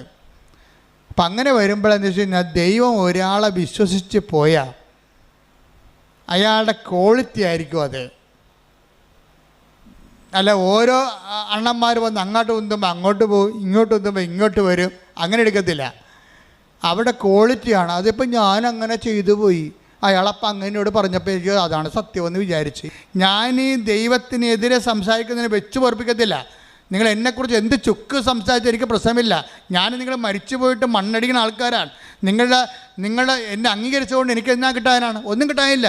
പക്ഷേ ഞാൻ കർത്താവിൻ്റെ വചനമാണ് നിങ്ങൾ പറഞ്ഞിട്ടുണ്ടെങ്കിലല്ല ദൈവത്തിൻ്റെ ദിവസം എനിക്കൊരു ഓർമ്മ കിട്ടും. എനിക്കത് മതി. അതുകൊണ്ടാണ് ഞാൻ ഇങ്ങനെ മോശമായിട്ട് സംസാരിക്കണത്. ജനങ്ങളെ വിശുദ്ധീകരിക്കാനും ശക്തീകരിക്കാനും മരണം വരെ ദൈവത്തിൻ്റെ തിരുസന്നിധി കർത്താവിൻ്റെ വിശുദ്ധമായ രക്തത്തെ വീണ്ടെടുക്കപ്പെട്ട ദൈവത്തിൻ്റെ അവകാശമായി നിങ്ങളെ സംരക്ഷിക്കാനുള്ള ബാധ്യതയ്ക്കാണ് ഈ പട്ടം മേടിച്ചിരിക്കുന്നത്. ഞാൻ എന്തെങ്കിലും നിങ്ങൾ പറയണമെന്ന് വെച്ച് കഴിഞ്ഞാൽ ഞാൻ നിങ്ങൾ നിശ്ചയിക്കല് ചെയ്യണത് നിങ്ങൾക്ക് ഉപ്പായിക്കൊണ്ട് നിങ്ങൾ കേടുവരാൻ സൂക്ഷിക്കപ്പെടണമെന്നുണ്ട്. എവിടെ വരെയാണ്? നിത്യതയിൽ ദൈവത്തെ കണ്ടെത്തുന്നവരെ. വാട്ട് സ്പിരിറ്റ് ലീഡ്സ് യു എന്ന് കർത്താവ് ചോദിച്ചത് എന്തുകൊണ്ടാണ്? എന്തരൂപിയാണ് നിങ്ങൾ നയിക്കണതെന്ന്. കർത്താവ് എപ്പോഴും ഇൻസ്പെക്ട് ചെയ്യുന്ന ഒരു ചോദ്യമാണത്. നിങ്ങൾ നയിക്കണ അരൂപി എന്താണെന്ന്. കളിയാക്കുന്നവർ നയിക്കണ അരൂപി എന്താണ്? കളിയാക്കി കേട്ടപ്പോൾ കുഞ്ഞിനെ അബോർഷൻ ചെയ്യാൻ പോകുന്ന ഇവളെ നയിക്കണ അരൂപി എന്താണ്? ദുഷ്ടാരൂപിയാണ് അല്ലെങ്കിൽ ലോകാരൂപിയാണ്. ലോകാരൂപിയിലെ ദുഷ്ടാരൂപിയിലെ ഉടമ്പടി വർക്ക് ചെയ്യത്തില്ല. എന്താ കാര്യം? ഈ ആത്മാവിനെ സ്വീകരിക്കാൻ take the word of God 14:17 ശ്രദ്ധിക്കട്ടെ. യോഹന്നാൻ 14:17 ഈ സത്യാത്മാവിനെ സ്വീകരിക്കാൻ ലോകത്തിന് സാധിക്കുകയില്ല. ഞൊട്ടി കേട്ടില്ല സംഭവം. എന്താ സംഭവിക്കണം ഒന്ന് പറഞ്ഞേ. ഈ സത്യാത്മാവിനെ സ്വീകരിക്കാൻ ലോകത്തിന് പറ്റത്തില്ല. ലോകത്തിന് പറ്റത്തില്ലെന്ന് പറഞ്ഞാൽ എന്താണ്? അമേരിക്കയ്ക്കും ആഫ്രിക്കയ്ക്കും പറ്റത്തില്ല. ലോകാരൂപിയാൽ നയിക്കപ്പെടുന്നവർക്ക് കർത്താവിൻ്റെ പരിശുദ്ധാത്മാവിനെ സ്വീകരിക്കാൻ പറ്റത്തില്ല. പരിശുദ്ധാത്മാവ് ഉണ്ടെങ്കിൽ അത് സാക്ഷ്യത്തിൻ്റെ ആത്മാവാണ്. കർത്താവിൻ്റെ മനുഷ്യരുടെ മുമ്പിൽ എന്നെ ഏറ്റുപറയുന്നവനെ 10:32 എടുത്ത് 10:32 മനുഷ്യരുടെ മുമ്പിൽ എന്നെ ഏറ്റുപറയുന്നവരെ എന്റെ സ്വർഗ്ഗസ്ഥനായ പിതാവിന്റെ മുമ്പിൽ ഞാനും ഏറ്റുപറയും. അപ്പൊ ഏറ്റുപറയുന്ന ആത്മാവ് എന്താണ്? പരിശുദ്ധാത്മാവാണ്. കർത്താവിൻ്റെ പരിശുദ്ധാത്മാവിന് ഏറ്റുപറയാത്തൊരു ആത്മാവാണ് നിനക്കുള്ളതെങ്കിൽ അത് ലോകത്തിൻ്റെ ആത്മാവാണ്. ലോകത്തിൻ്റെ ആത്മാവിൻ്റെ ആരാധ്യ പുരുഷൻ ആരാണ്? നീയോ അല്ലെങ്കിൽ നീ ആരാധിക്കുന്ന വ്യക്തികളോ സമൂഹമോ ആയിരിക്കാം. നിന്റെ കർത്താവായ ദൈവം ഞാനാകുന്നു, ഞാനല്ലാതെ മറ്റൊരു ദൈവം നിനക്കുണ്ടാവരുമെന്ന് പറയുമ്പോൾ ഈ മറ്റൊരു ദൈവത്തിൻ്റെ ഉള്ളിൽ ഈ മറ്റു മനുഷ്യരും സമൂഹം ഉണ്ടാകുന്നുണ്ട്, അതിൽ പാർട്ടി ഉണ്ടാകുന്നുണ്ട്, അതിൽ നിന്റെ സുഹൃത്തുക്കൾ ഉണ്ടാകുന്നുണ്ട്, നിൻ്റെ കൂട്ടുകാരുണ്ടായിരുന്നു. അവരെന്ത് വിചാരിക്കുന്നു, നാട്ടുകാരെന്ത് പറയുന്നു നീ പറയുന്നുണ്ടെങ്കിൽ എൻ്റെ ദൈവ പൈതലെ നീ ജീവിക്കുന്നത് ലോകാരൂപിയാലാണ്. ലോകാരൂപിയെ നയിക്കപ്പെടുന്നവർക്ക് ദൈവത്തിൻ്റെ ആത്മാവിനെ സ്വീകരിക്കാൻ സാധ്യമല്ലെന്നാണ് 14:17 പറയുന്നുണ്ടെങ്കിൽ ആരാണ് ദൈവത്തിൻ്റെ ആത്മാവ് നയിക്കപ്പെടുന്നത്? അത് റോമ 8:14 എടുത്ത് ശ്രദ്ധിക്കട്ടെ. ഹല്ലേലൂയ ഹല്ലേലൂയ ഹല്ലേലൂയ ഹല്ലേലൂയ യേശുവേ നന്ദി. ഹല്ലേലൂയ ഹല്ലേലൂയ ഹല്ലേലൂയ. റോമ 8:14 ദൈവാത്മാവിനാൽ നയിക്കപ്പെടുന്നവരെല്ലാം ദൈവത്തിന്റെ പുത്രന്മാരാണ്. ഒന്നിനു പറയുക, ദൈവാത്മാവിനാൽ നയിക്കപ്പെടുന്നവരെല്ലാം ദൈവത്തിന്റെ പുത്രന്മാരാണ്. എന്റെ ദൈവ പൈതലെ, ദൈവ പൈതലിനുള്ളത് അധികാരമാണ്, ദൈവ പൈതലിനുള്ളത് ശക്തിയാണ്. ശക്തിയും അധികാരം ലഭിക്കുമ്പോഴാണ് ഇങ്ങനെയുള്ള തിന്മകളുടെ മേൽ നമുക്ക് ആധിപത്യം ഉണ്ടാകാൻ പറ്റണത്. അപ്പം നമ്മുടെ ഉടമ്പടിയുടെ ആത്യന്തികമായ ലക്ഷ്യമെന്താണ്? ദൈവാത്മാവ് നയിക്കപ്പെടുക, ദൈവത്തിൻ്റെ മക്കളാകുക, ദൈവത്തിൻ്റെ മക്കളായിക്കൊണ്ട് ദൈവമക്കളുടെ അധികാരം നേടുക, കഴിവ് നേടുക. അതല്ലേ യോഹന്നാൻ 1:12 എടുത്ത് ശ്രുതികട. ഹല്ലേലൂയ ഹല്ലേലൂയ ഹല്ലേലൂയ ഹല്ലേലൂയ യേശുവേ നന്ദി. ഹല്ലേലൂയ ഹല്ലേലൂയ ഹല്ലേലൂയ. യോഹന്നാൻ 1:12 തന്നെ സ്വീകരിച്ചവർക്കെല്ലാം തന്റെ നാമത്തിൽ വിശ്വസിക്കുന്നവർക്കെല്ലാം ദൈവമക്കളാകാൻ അവൻ കഴിവ് നൽകി. യോഹന്നാൻ 1:12 എന്താ പറയണത്? തന്നെ സ്വീകരിച്ചവർക്കെല്ലാം, പറഞ്ഞേ, തന്നെ സ്വീകരിച്ചവർക്കെല്ലാം തന്റെ നാമത്തില് വിശ്വസിക്കുന്നവർക്കെല്ലാം തന്റെ നാമത്തില് വിശ്വസിക്കുന്നവർക്കെല്ലാം തന്റെ നാമത്തില് വിശ്വസിക്കുന്നവർക്കെല്ലാം ദൈവമക്കളാകാനുള്ള കഴിവ് നൽകി. കൈയടിക്കട്ടെ, ശ്രുതിക്കട്ടെ. ഹല്ലേലൂയ ഹല്ലേലൂയ ഹല്ലേലൂയ ഹല്ലേലൂയ യേശുവേ ഹല്ലേലൂയ ഹല്ലേലൂയ ഹല്ലേലൂയ ഹല്ലേലൂയ ഹല്ലേലൂയ.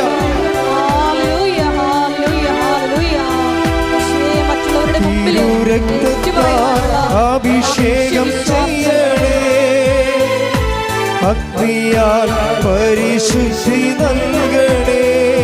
തിരുരക്തത്താൽ അഭിഷേകം ചെയ്യണേ, അഗ്നിയാൽ പരിശുദ്ധി നൽകണേ. ആത്മാവാം ദൈവമേ വരണേ, എന്റെ ഉള്ളിൽ വസിക്കാൻ വരണേ. ആത്മാവാം ദൈവമേ വരണേ, എന്റെ ഉള്ളിൽ വസിക്കാൻ വരണേ. ദാഹിച്ചു നിന്നെ ഞാൻ തേടുന്നു, സ്വർഗം ദൂരം ഇറങ്ങി നീ വരണേ. ദാഹിച്ചു നിന്നെ ഞാൻ തേടുന്നു, സ്വർഗം ദൂരം ഇറങ്ങി നീ വരണേ. ആത്മാവാം ദൈവമേ വരണേ. എല്ലാവരും എന്റെ ഉള്ളിൽ വസിക്കാൻ വരണേ. ആത്മാവാം ദൈവമേ വരണേ, എന്റെ ഉള്ളിൽ വസിക്കാൻ വരണേ. ദാഹിച്ചു നിന്നെ ഞാൻ തേടുന്നു, സ്വർഗം ദൂരം ഇറങ്ങി നീ വരണേ. ദാഹിച്ചു നിന്നെ ഞാൻ തേടുന്നു, സ്വർഗം ദൂരം ഇറങ്ങി നീ വരണേ. ആത്മാവാം ദൈവമേ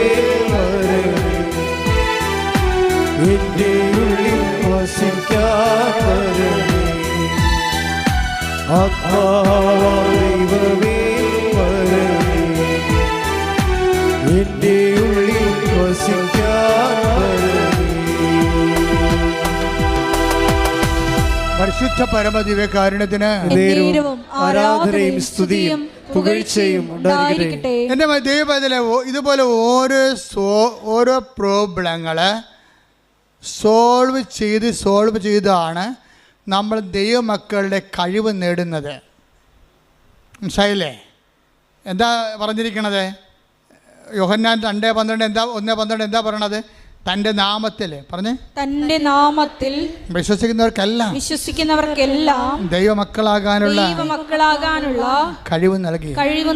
തൻ്റെ നാമത്തിൽ വിശ്വസിക്കുക എന്ന് പറഞ്ഞാൽ എന്താ അർത്ഥം? നമ്മളെ വിശ്വാസം എന്ന് പറയും. വിശ്വാസം എന്ന് പറഞ്ഞാൽ എന്തെങ്കിലും വിശ്വാസം അല്ലല്ലോ. ദൈവവിശ്വാസം എന്ന് പറഞ്ഞാലും ക്രിസ്ത്യ വിശ്വാസത്തിൽ വരുമ്പോൾ ഒറ്റ വിശ്വാസമേ ഉള്ളൂ. ക്രിസ്ത്യ വിശ്വാസം എന്ന് പറയുമ്പോൾ റാൻഡമായിട്ട് ഇങ്ങനെ ജനറലായിട്ട് ദൈവത്തെ വിശ്വസിക്കണമല്ല. Very particular and personal. Our faith is very particular and personal. എന്താണ്? Our faith is in the name of Jesus Christ. അവൻ്റെ നാമത്തിലാണ് വിശ്വസിക്കുന്നത്. പറഞ്ഞ് എൻ്റെ വിശ്വാസം അവന്റെ നാമത്തിൽ വിശ്വസിക്കുന്ന എനിക്ക് ദൈവമക്കളാകാനുള്ള കഴിവ് നൽകുന്ന നല്ല പിതാവേ, നന്ദി പറയുന്നു, എനിക്ക് സ്തോത്രം ചെയ്യുന്നു, ആരാധിക്കുന്നു. ശ്രുതികടെ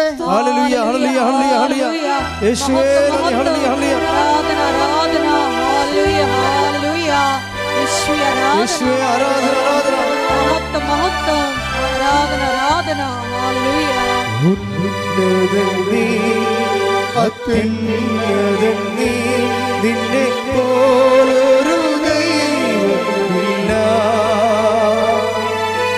ഉന്നതൻ നീ, അത്യുന്നതൻ നീ, നിന്നെ പോലൊരു ദൈവമില്ല.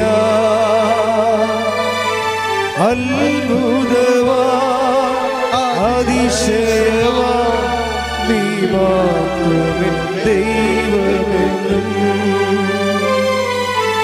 അത്ഭുതവാ അതിശയവാ നീ മാത്രമേ ദൈവമെന്നും.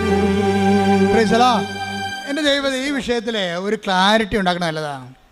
കൃപാസനം ധ്യാനത്തിൻ്റെ ഒരു പ്രത്യേകത അറിയാം. അത് ലളിതമായിരിക്കും, വ്യക്തമായിരിക്കും വിഷയം. നിങ്ങളോട് എന്താ പറഞ്ഞത്? വിശ്വാസം നിങ്ങൾ ക്ലാരിഫൈ ചെയ്യണം. Clarifying the faith. എന്താ സംഭവം? നമ്മുടെ വിശ്വാസം എവിടെയാണ്? അവൻ്റെ നാമത്തിലാണ്. ആരുടെ നാമത്തിലാണ്? യേശുവിൻ്റെ നാമത്തിലാണ് വിശ്വസിക്കണം. ഈ യേശുവിൻ്റെ നാമത്തിലുള്ള വിശ്വാസം എന്തുകൊണ്ടാണ് നമ്മൾ അവൻ്റെ നാമത്തിൽ വിശ്വസിക്കണം? എന്താ കാര്യം? അവൻ്റെ നാമത്തിൽ, വേറെ എന്തെങ്കിലും നാമത്തിൽ വിശ്വസിക്കാൻ പാടില്ലേ? എല്ലാ മതങ്ങളും ഓരോ വഴികളാണെന്നല്ലേ പറയണത്. വേറെ ഏതെങ്കിലും നാമത്തിൽ വിശ്വസിക്കാൻ പാടില്ലേ? പറ്റത്തില്ല. എന്താ കാര്യം? അവൻ മാത്രമാണ് നിൻ്റെ പാപത്തിന് പരിഹാരം ചെയ്തത്. അതാ വിഷയം. അവൻ്റെ നാമത്തിൽ അവൻ പ്രകൃത്യ ദൈവമായിരിക്കവേ, പറഞ്ഞേ, അവൻ പ്രകൃത്യ ദൈവമായിരിക്കവേ ദൈവത്തോടുള്ള സമാനത മുറുകെ പിടിക്കേണ്ട കാര്യമായി പരിഗണിക്കാതെ തന്നെ തന്നെ താഴ്ത്തി മരണത്തോളം കുരിശു മരണത്തോളം തന്നെ തന്നെ താഴ്ത്തി. അതിനാൽ ദൈവം അവനെ അത്യധികം ഉയർത്തി എല്ലാ നാമങ്ങളെക്കാൾ ഉന്നതമായ നാമം കൈയെടുക്കട്ടെ.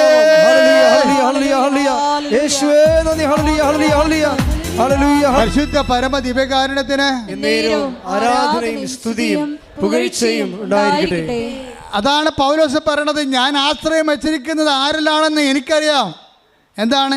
എല്ലാ നാമങ്ങളെക്കാൾ ഉന്നതമായ നാമത്തിലാണ്.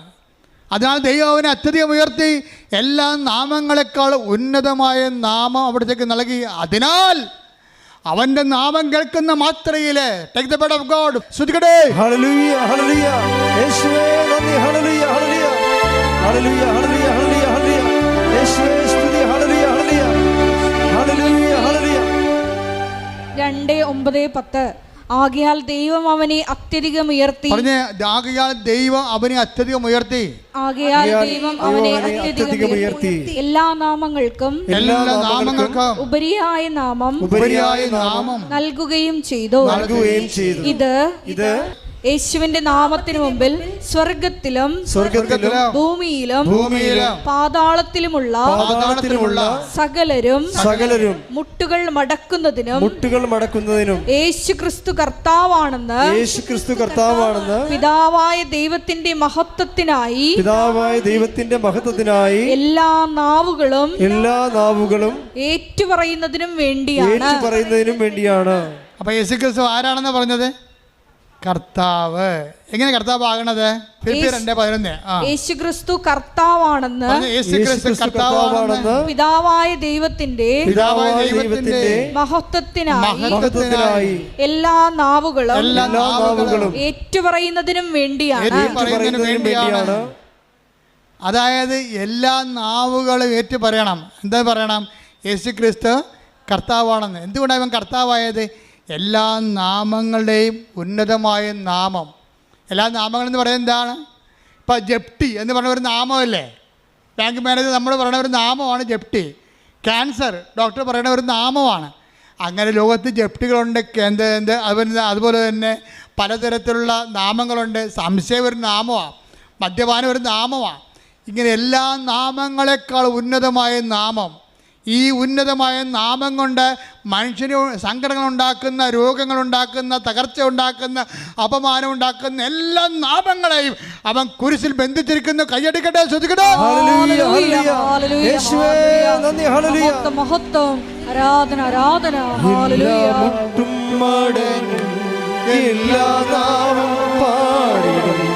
യേശു മാത്രം കർത്താവെന്ന് എല്ലാ മുട്ടും പാടും, എല്ലാ നാവും പാടും, യേശു മാത്രം കർത്താവെന്ന്. അപ്പം നിങ്ങൾക്കൊരു സങ്കടം ഉണ്ടാകുമ്പോൾ, നിങ്ങൾക്ക് രോഗം ഉണ്ടാകുമ്പോൾ നിങ്ങൾ എന്താ പറയണത്? യേശുവേ, യേശുവേ, എൻ്റെ കർത്താവേ, എൻ്റെ ദൈവമേ. ഏറ്റവും ശക്തമായ ഒരു സുഹൃദൈവമാണ്. എന്താണ്? എൻ്റെ കർത്താവേ, യേശുവേ, എൻ്റെ ദൈവമേ. എൻ്റെ കർത്താവേ, യേശുവേ, എൻ്റെ ദൈവമേ എന്ന് വെച്ചതിൻ്റെ അർത്ഥം എന്താണ്? ഈ നാമത്തിൻ്റെ അപ്പുറത്ത് വേറെ ഒരു നാമവുമില്ലെന്ന് ഞാൻ പ്രഖ്യാപിക്കുന്നു. അനുഭവത്തിൽ ഈ അനുഭവങ്ങൾ തരണം എന്തിനാ? നിങ്ങളെ ഉയർത്താൻ വേണ്ടിയാണ്, അല്ല താഴ്ത്താൻ വേണ്ടിയല്ല. ഈ അനുഭവങ്ങളുടെ മെക്കാനിസം പഠിക്കണം. ഓരോ അനുഭവങ്ങളും തരണം എന്തിനാണ്? നിങ്ങളെ ഉയർത്താൻ വേണ്ടിയാണ്. പല ആൾക്കാരും അനുഭവം കൊണ്ട് താഴ്ന്നു പോവുകയാണ്. അതെന്താ കാര്യം? യേശുക്രിസ്തുവിനെ സ്വീകരിച്ചില്ലെങ്കിൽ അനുഭവങ്ങൾ കൊണ്ട് താഴ്ന്നു പോകാൻ സാധ്യതയുണ്ട്. അനുഭവങ്ങൾ എന്താണ്? അനുഭവങ്ങളിലൂടെയാണ് അവൻ ഓരോരുത്തർക്കും ഓരോ കാലം നൽകുന്നു. Take the word of God. അപ്പോസ്തലപ്രവർത്തനങ്ങൾ 17:26. ഭൂമുഖം മുഴുവൻ വ്യാപിച്ചു വസിക്കാൻ വേണ്ടി അവിടുന്ന് ഒരുവനിൽ നിന്ന് എല്ലാ ജനപദങ്ങളെയും സൃഷ്ടിച്ചു. അവർക്ക് വിഭിന്ന കാലങ്ങളും വാസഭൂമികളും നിശ്ചയിച്ചു കൊടുത്തു. ഇത് അവർ ദൈവത്തെ അന്വേഷിക്കുന്നതിനും ഒരുപക്ഷേ അനുഭവത്തിലൂടെ അവിടുത്തെ കണ്ടെത്തുന്നതിനും വേണ്ടിയാണ്. അപ്പോൾ ഓരോ പ്രശ്നം ഉണ്ടാകണേ എന്തിനാണ്? ദൈവത്തെ അന്വേഷിക്കാനാണ്, അല്ല പിശാചിനെ അന്വേഷിക്കാനല്ല. ഓരോ അനുഭവങ്ങൾ ഉണ്ടാകുമ്പോൾ ദൈവത്തെ അറിയാൻ പാടില്ലാത്തവർ ആഭിചാക്കാരെയും കുട്ടിച്ചാത്തിനൊക്കെ അന്വേഷിക്കും. എന്താ കാരണം? ദൈവത്തെ അറിയത്തില്ല. ഓരോ അനുഭവങ്ങൾ ഉണ്ടാകണേ എന്തിനാണ്? ഓരോ സങ്കടങ്ങളും പ്രശ്നങ്ങളും ഉണ്ടാകണേ എന്തിനാണ്? നിങ്ങൾ അത് ദൈവത്തെ അന്വേഷിക്കാനും അന്വേഷിച്ച് അവിടുത്തെ കണ്ടെത്താനും വേണ്ടിയാണ്. പക്ഷേ ദൈവത്തെ അറിയാൻ പാടില്ലാത്തവർ പല പല ക്രിയകൾ ചെയ്തുകൊണ്ട് നടക്കും. അതുകൊണ്ടാണ് ബൈബിൾ പറയണത്, നിങ്ങൾ ദൈവത്തെ അന്വേഷിക്കണത് എന്താണ്? അന്വേഷിച്ചെത്തുമ്പോൾ നിങ്ങൾ എന്താ മനസ്സിലാകണത്? യേശു കർത്താവാണെന്ന് പ്രഖ്യാപിക്കും. നിങ്ങൾ എന്താ കാര്യം? എല്ലാ നാമങ്ങളെക്കാൾ ഉന്നതമായ നാമമുള്ളവനാണ് കർത്താവ്. അങ്ങനെ യേശു കർത്താവാണെന്ന് എന്ത് ചെയ്യണം? അധരം കൊണ്ടേറ്റു പറയണം. മനസ്സിലായില്ലേ? ദൈവവനെ മരിച്ചവർ ഉയർപ്പിച്ചെന്ന് ഹൃദയത്തിൽ വിശ്വസിക്കണം. അപ്പോഴാണ് രക്ഷ ക്രിസ്തുവിനെ പ്രാപിക്കുന്നത്. മനസ്സിലായില്ലേ? ക്രിസ്തുവിനെ ഓരോ വിഷയത്തെ പ്രാപിക്കാൻ പറ്റും. നിങ്ങളുടെ ജീവിത മണ്ഡലങ്ങളെ പ്രാപിച്ചാൽ അതിനെ ബ്ലെസ്സിങ് എന്ന് പറയും. ക്രിസ്തുവിനെ നിങ്ങളുടെ ശരീരത്തെ പ്രാപിച്ചാൽ അതിനെ ഹീലിംഗ് എന്ന് പറയും. ക്രിസ്തുവിനെ നിങ്ങൾ ആത്മാവ് പ്രാപിച്ചാൽ അതിനെ നിത്യരക്ഷയ്ക്ക് വേണ്ടിയുള്ള കൃപയെന്ന് പറയും. കാര്യം എന്താണ്? ക്രിസ്തു എല്ലാമാണ്, എല്ലാവരിലുമാണ്. കൊളോസ്യസ് 3:11 കൈയടിച്ച് സ്തുതിക്കട്ടെ. ഹല്ലേലൂയ, ഹല്ലേലൂയ, ഹല്ലേലൂയ, ഹല്ലേലൂയ, ഹല്ലേലൂയ. യേശുവേ നന്ദി. ഹല്ലേലൂയ, ഹല്ലേലൂയ, ഹല്ലേലൂയ, ഹല്ലേലൂയ. കൊളോസ്യസ് 3:11 ക്രിസ്തു എല്ലാമാണ്, ക്രിസ്തു എല്ലാമാണ്, ക്രിസ്തു എല്ലാമാണ്, എല്ലാവരിലുമാണ്, എല്ലാവരിലുമാണ്. അപ്പോൾ ഇവിടുത്തെ കാത്തലിക്സ് അല്ലാത്തവരും ക്രിസ്ത്യൻസ് അല്ലാത്തവരും ഒന്നും വിഷമിക്കേണ്ട കാര്യമില്ല. നിങ്ങളുടെ കണ്ണീരിൻ്റെ കാലത്ത് നിങ്ങൾ കർത്താവിനെയാണ് വിളിക്കണത്. എല്ലാ വിഷയത്തിൻ്റെയും നാമത്തിൻ്റെയും അതിനാഥനായ കർത്താവിനെ വിളിക്കണമെന്നുണ്ടെങ്കിൽ അത് സത്യസന്ധമായിരിക്കണമെന്ന് മാത്രമേ ഉള്ളൂ. ക്രിസ്തുവിനേക്കാൾ ഉപരി, എന്നെക്കാൾ ഉപരി സ്വന്തം വീട്ടുകാരെയോ നാട്ടുകാരെയോ ബന്ധുക്കളെയോ സ്വന്തപ്പെട്ടവരെയോ സ്നേഹിക്കുന്നവൻ ഐ ഡോണ്ട് വാണ്ട്, എനിക്ക് ആവശ്യമില്ലെന്ന് ഈശോ പറഞ്ഞത്. Take the word of God. സ്തുതിക്കട്ടെ. ഹല്ലേലൂയ, ഹല്ലേലൂയ, ഹല്ലേലൂയ, ഹല്ലേലൂയ, ഹല്ലേലൂയ. യേശുവേ നന്ദി. ഹല്ലേലൂയ, ഹല്ലേലൂയ. മത്തായി 10:37 എന്നേക്കാൾ അധികം, പറഞ്ഞ എന്നേക്കാൾ അധികം, പിതാവിനെയോ മാതാവിനെയോ സ്നേഹിക്കുന്നവൻ എനിക്ക് യോഗ്യനല്ല. എന്നേക്കാൾ അധികം പുത്രനെയോ പുത്രിയെയോ സ്നേഹിക്കുന്നവനും എനിക്ക് യോഗ്യനല്ല. സ്വന്തം കുരിശെടുത്ത് എന്നെ അനുഗമിക്കാത്തവൻ എനിക്ക് യോഗ്യനല്ല. ഒരു വിഷയം അതിൽ തന്നെ കുരിശല്ല. ക്രിസ്തുവിനെ മാറ്റിക്കൊണ്ടാക്കുന്ന വിഷയത്തെ സമീപിക്കുമ്പോഴാണ് അത് കുരിശാകണത്. അതൊരു ബ്ലെസ്സിങ് ആണ്. മൂന്നാമത്തെ ഭർത്താവ്, വിശ്വാസമില്ലാത്ത ഭർത്താവിന് വിശ്വാസം കിട്ടിയപ്പോഴേ അയാൾ അത് ബ്ലെസ്സിങ് ആയിട്ടാണ് കണ്ടത്. യേശുവിനെ കർത്താവിൻ്റെ സ്ഥാനത്ത് തള്ളിക്കളയുകയും ഇവരുടെ സൗകര്യത്തിന് വേണ്ടി നാട്ടുകാരെ കർത്താവിൻ്റെ സ്ഥാനത്ത് കാണുകയും ചെയ്യുമ്പോഴാണ് യേശുവിൻ്റെ വചനത്തെക്കാൾ നാട്ടുകാരുടെ വചനത്തിന് പ്രാധാന്യം കൊടുക്കും. നാട്ടുകാരുടെ വചനത്തെ മാത്രമല്ല, പലരും പെട്ടിരിക്കണ കൂട്ടുകാരുടെ വചനത്തെ വചനം കൊടുത്തിട്ടാണ്. പലരും പെട്ടിരിക്കണത് കർത്താവിൻ്റെ വചനം നേരെ ചൊവ്വയുള്ള സംഭവമാണ്. നിങ്ങളുടെ കയ്യിൽ ഉടായ്പുണ്ടെങ്കിൽ മാത്രമേ കൂട്ടുകാരുടെ വചനത്തിന് പ്രാധാന്യം കൊടുക്കുകയുള്ളൂ. എനിക്ക് ഏറ്റവും പേടി ആൻറ്റിമാരെയാണെന്ന് ഞാൻ എപ്പോഴും പറയും. എല്ലാ പ്രസംഗത്തിലും പറയും ആൻറ്റിമാർ. കാര്യം ഞാൻ അനുഭവിച്ചിട്ടുള്ളൊരു ജന്മമാണത്. നിങ്ങളുടെ പല മക്കളും വഴിതെറ്റിപ്പോയതിൻ്റെ പിന്നിൽ ഈ ആൻറ്റിമാരുടെ കൈയുണ്ട്.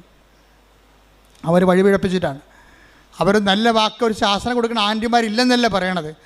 പലപ്പോഴും നിങ്ങളുടെ ശമ്പളമോ നിങ്ങളുടെ ഈ അവിടെ നിന്ന് യൂറോപ്പിൽ അവിടെയൊക്കെ വരുമ്പോൾ ഉണ്ടാകുന്ന, അല്ലെങ്കിൽ നിങ്ങളുടെ നാട്ടിലെ ശമ്പളത്തിൽ നിന്ന് എന്തെങ്കിലുമൊക്കെ നക്കാപ്പിച്ച കിട്ടി വളരണ ആൻറ്റിമാരും കൂട്ടുകാരും ഒക്കെ ആയിരിക്കും നിങ്ങളെ ദൈവത്തിൽ നിന്ന് അകറ്റണത്. ഒരുവൻ്റെ ശത്രു അവൻ്റെ കുടുംബത്തിൽ തന്നെയെന്ന് കർത്താവ് പറഞ്ഞു. അതുകൊണ്ടാണ്. ശ്രുതിക്കട്ടെ. ഹല്ലേലൂയ. Take the word of God. മത്തായി 10:36 സ്വന്തം കുടുംബത്തിൽപ്പെട്ടവർ തന്നെയായിരിക്കും ഒരുവൻ്റെ ശത്രുക്കൾ.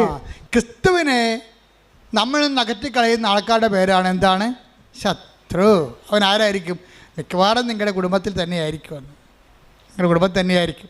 അപ്പോൾ നിങ്ങളെന്താ ചെയ്യണം? എല്ലാ കാര്യങ്ങൾക്കും കർത്താവിൻ്റെ വചനങ്ങളുണ്ട്.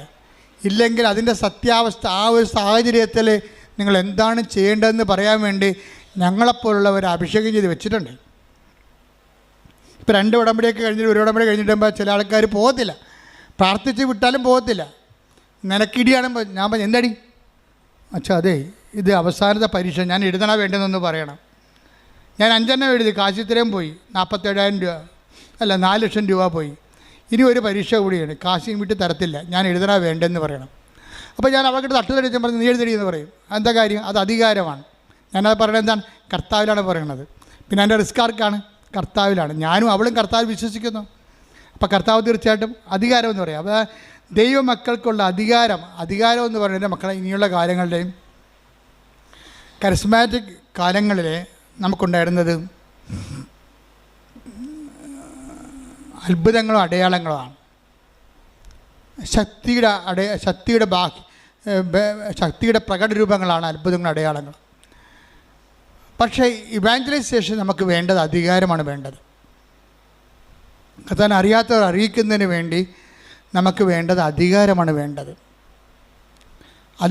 എപ്പോഴും നമ്മൾ ഈ പത്രം കൊടുക്കാൻ പോകുമ്പോൾ ശ്രദ്ധിക്കണം. അത്ഭുതങ്ങളും അടയാളങ്ങളും പത്രത്തിലൊക്കെ ഉണ്ടെങ്കിലും നിങ്ങളുടെ അധികാരപൂർണമായിട്ടുള്ള വർത്തമാനമായിരിക്കും അവരെ വിശ്വാസത്തിലേക്ക് നയിക്കുന്നത്. എന്താ പറയണത്? ഇതാ സർപ്പങ്ങളുടെയും തേളുകളുടെയും ശത്രു 10:19 ലൂക്ക 10:19 ഇതാ പാമ്പുകളുടെയും തേളുകളുടെയും ശത്രുവിന്റെ സകല ശക്തികളുടെയും മീതെ ചവിട്ടി നടക്കാൻ നിങ്ങൾക്ക് ഞാൻ അധികാരം തന്നിരിക്കുന്നു. ഒന്നും നിങ്ങളെ ഉപദ്രവിക്കുകയില്ല. അതായത് നമ്മൾക്ക് ഇപ്പൊ ഇനി മത്തായി 28:18 എടുത്ത് ശ്രുതിക്കട്ടെ. ഹല്ലേലൂയ ഹല്ലേലൂയ ഹല്ലേലൂയ ഹല്ലേലൂയ. യേശുവേ നന്ദി. ഹല്ലേലൂയ ഹല്ലേലൂയ. മത്തായി 28:18 യേശു അവരെ സമീപിച്ച് അരുൾ ചെയ്തു, സ്വർഗത്തിലും ഭൂമിയിലുമുള്ള എല്ലാ അധികാരവും എനിക്ക് നൽകപ്പെട്ടിരിക്കുന്നു. ആകയാൽ നിങ്ങൾ പോയി എല്ലാ ജനതകളെയും ശിഷ്യപ്പെടുത്തുവിൻ. പിതാവിന്റെയും പുത്രന്റെയും പരിശുദ്ധാത്മാവിന്റെയും നാമത്തിൽ അവർക്ക് ജ്ഞാനസ്നാനം നൽകുവിൻ. ഞാൻ നിങ്ങളോട് കൽപ്പിച്ചവയെല്ലാം അനുസരിക്കാൻ അവരെ പഠിപ്പിക്കുവിൻ. യുഗാന്തം വരെ എന്നും ഞാൻ നിങ്ങളോട് കൂടെ ഉണ്ടായിരിക്കും. സംഭവം മനസ്സിലായില്ലേ നിങ്ങൾക്ക്? ഈ സുവിശേഷം കൈമാറ്റത്തിന് വേണ്ടത് അധികാരമാണ്, ശക്തിയല്ല. ശക്തിയും അടയാളം മാത്രമല്ല, അധികാരം വേണം. അധികാരം വേണമെന്നുണ്ടെങ്കിൽ അധികാരത്തിന് എപ്പോഴും നമുക്കറിയാം അധികാരം എങ്ങനെ ഉണ്ടാകണം. സഭയിൽ അധികാരം ഉണ്ടാകാൻ ഒത്തിരി മാർഗങ്ങളുണ്ട്. അധികാരം ഉണ്ടാകാൻ ഒത്തിരി മാർഗങ്ങൾ നമുക്കുണ്ട്. അതിൽ ഒരു അധികാരം ലോ സ്റ്റാറ്റസിങ് ആണ്. ഉടമ്പടിയിലെ ഏറ്റവും ഘടകമാണ് ലോ സ്റ്റാറ്റസിങ്. എന്നുവെച്ചാൽ അതിനാൽ അത്യധികം അവനെ ഉയർത്തി എല്ലാ നാമങ്ങൾക്ക് ഉന്നതമായ നാമം അവിടത്തേക്ക് നൽകി. അവന് നാമം കേൾക്കുമ്പോഴേ താഴെ പാതാളത്തിന് ഭൂസ്വർഗങ്ങളുമുള്ള എല്ലാ ജീവജാലങ്ങളും മുഴങ്കാൽ മടക്കേണ്ടിയിരിക്കുന്നു. അധികാരത്തിന് ശക്തി അതാണ്.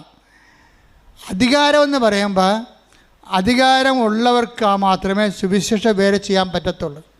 അതുകൊണ്ട് നിങ്ങൾ പത്രം കൊടുക്കുന്നവർ കർത്താവേ സുവിശേഷ ചൈതന്യത്തിൻ്റെ അധികാരം തരാൻ പ്രാർത്ഥിക്കണം. കാരണം നിങ്ങൾ പോണ തേളുകളുടെയും പാമ്പുകളുടെയും ശത്രുവിൻ്റെ സകല ശക്തികളുടെ നേർക്കാണ് പോണത്. നിങ്ങൾ പറയും അച്ഛന് കാശുണ്ടാക്കാനാണത്. നിങ്ങൾക്ക് എന്ത് കാര്യം? നിങ്ങൾക്ക് വിദ്യാഭ്യാസമില്ലേ? നിങ്ങൾക്ക് എന്താ പത്രം നടക്കേണ്ട കാര്യമുണ്ട്? എല്ലാ ശത്രുക്കളുടെയും തേളുകളുടെയും ശത്രുവിൻ്റെ പിശാചിൻ്റെ എല്ലാ ശക്തികളടുത്തേക്കാണ് നിങ്ങൾ പോണത്. ആ ശക്തിയെ അതിജീവിക്കുന്ന അധികാരം തന്നാൽ നിങ്ങളെ വിടുന്നത്. അതുകൊണ്ട് തന്നെ നിങ്ങൾ 10:19 പറഞ്ഞുകൊണ്ടിരിക്കണം എന്ന് പറഞ്ഞാൽ ഇതാ ശത്രുവിൻ്റെ ലൂക്ക 10:19 പറഞ്ഞ ഇതാ ശത്രുവിൻ്റെ സകല ശക്തികളുടെ മേൽ ചവിട്ടി നടക്കാൻ അധികാരം തന്ന എന്റെ കർത്താവേ നിന്റെ നാമത്തെ പ്രഘോഷിക്കുന്നതിനായി എന്നെ ശക്തീകരിക്കണമേ. നിന്റെ നാമത്തെ കൈ മാറുന്നതിനായി ശക്തീകരിക്കണമേ.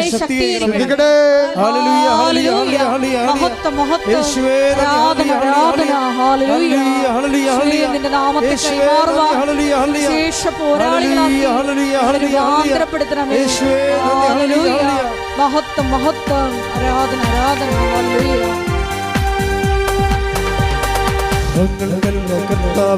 ഞങ്ങൾക്കല്ല കർത്താവേ മഹത്വം മഹത്വം യേശുവിനെ. ഞങ്ങൾക്കല്ല കർത്താവേ മഹത്വം മഹത്വം യേശുവിനെ. കളിമൺ പാത്രങ്ങൾ ഞങ്ങൾ അയോഗ്യദാസരാം ഞങ്ങൾ. കളിമൺ പാത്രങ്ങൾ ഞങ്ങൾ അയോഗ്യദാസരാം ഞങ്ങൾ. ബലഹീനരാകും ഞങ്ങളെ ഉയർത്തിയ യേശുവിനാണെന്ന് മഹത്വം. ബലഹീനരാകും ഞങ്ങളെ ഉയർത്തിയ യേശുവിനാണെന്ന് മഹത്വം. മഹത്വം മഹത്വം യേശുവിനെ. മഹത്വം മഹത്വം യേശുവിനെ. അത് ഉടമ്പടിയിലാണ് മത്തായിയുടെ സുവിശേഷം അവസാനിക്കണത്.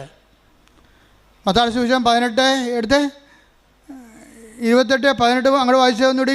യേശു അവരെ സമീപിച്ച് അരുളി ചെയ്തു, ഈശോ അവരെ സമീപിച്ച് അരുളി ചെയ്തു, സ്വർഗത്തിലും ഭൂമിയിലുമുള്ള എല്ലാ അധികാരവും എനിക്ക് നൽകപ്പെട്ടിരിക്കുന്നു.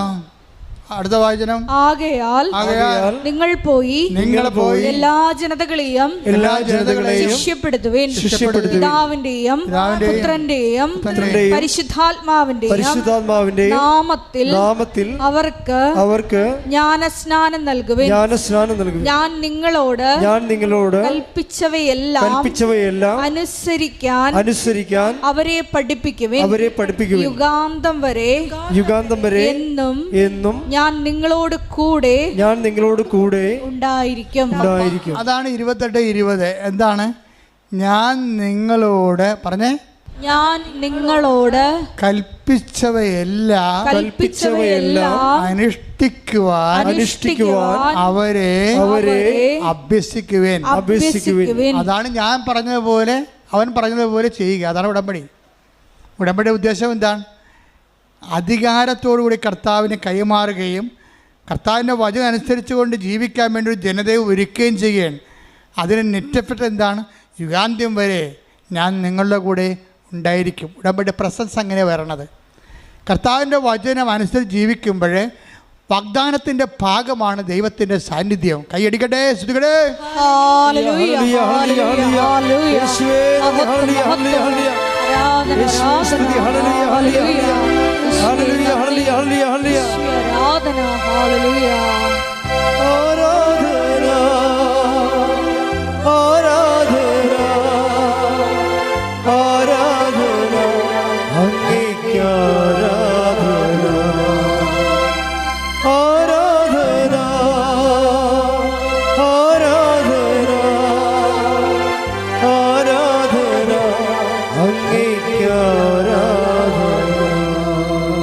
പരിശുദ്ധ പരമദിവ്യകാരുണ്യത്തിന് ആരാധനയും സ്തുതിയും പുകഴ്ചയും ഉണ്ടായിരിക്കട്ടെ. പരിശുദ്ധ പരമദിവ്യകാരുണ്യത്തിന് ആരാധനയും സ്തുതിയും പുകഴ്ചയും ഉണ്ടായിരിക്കട്ടെ.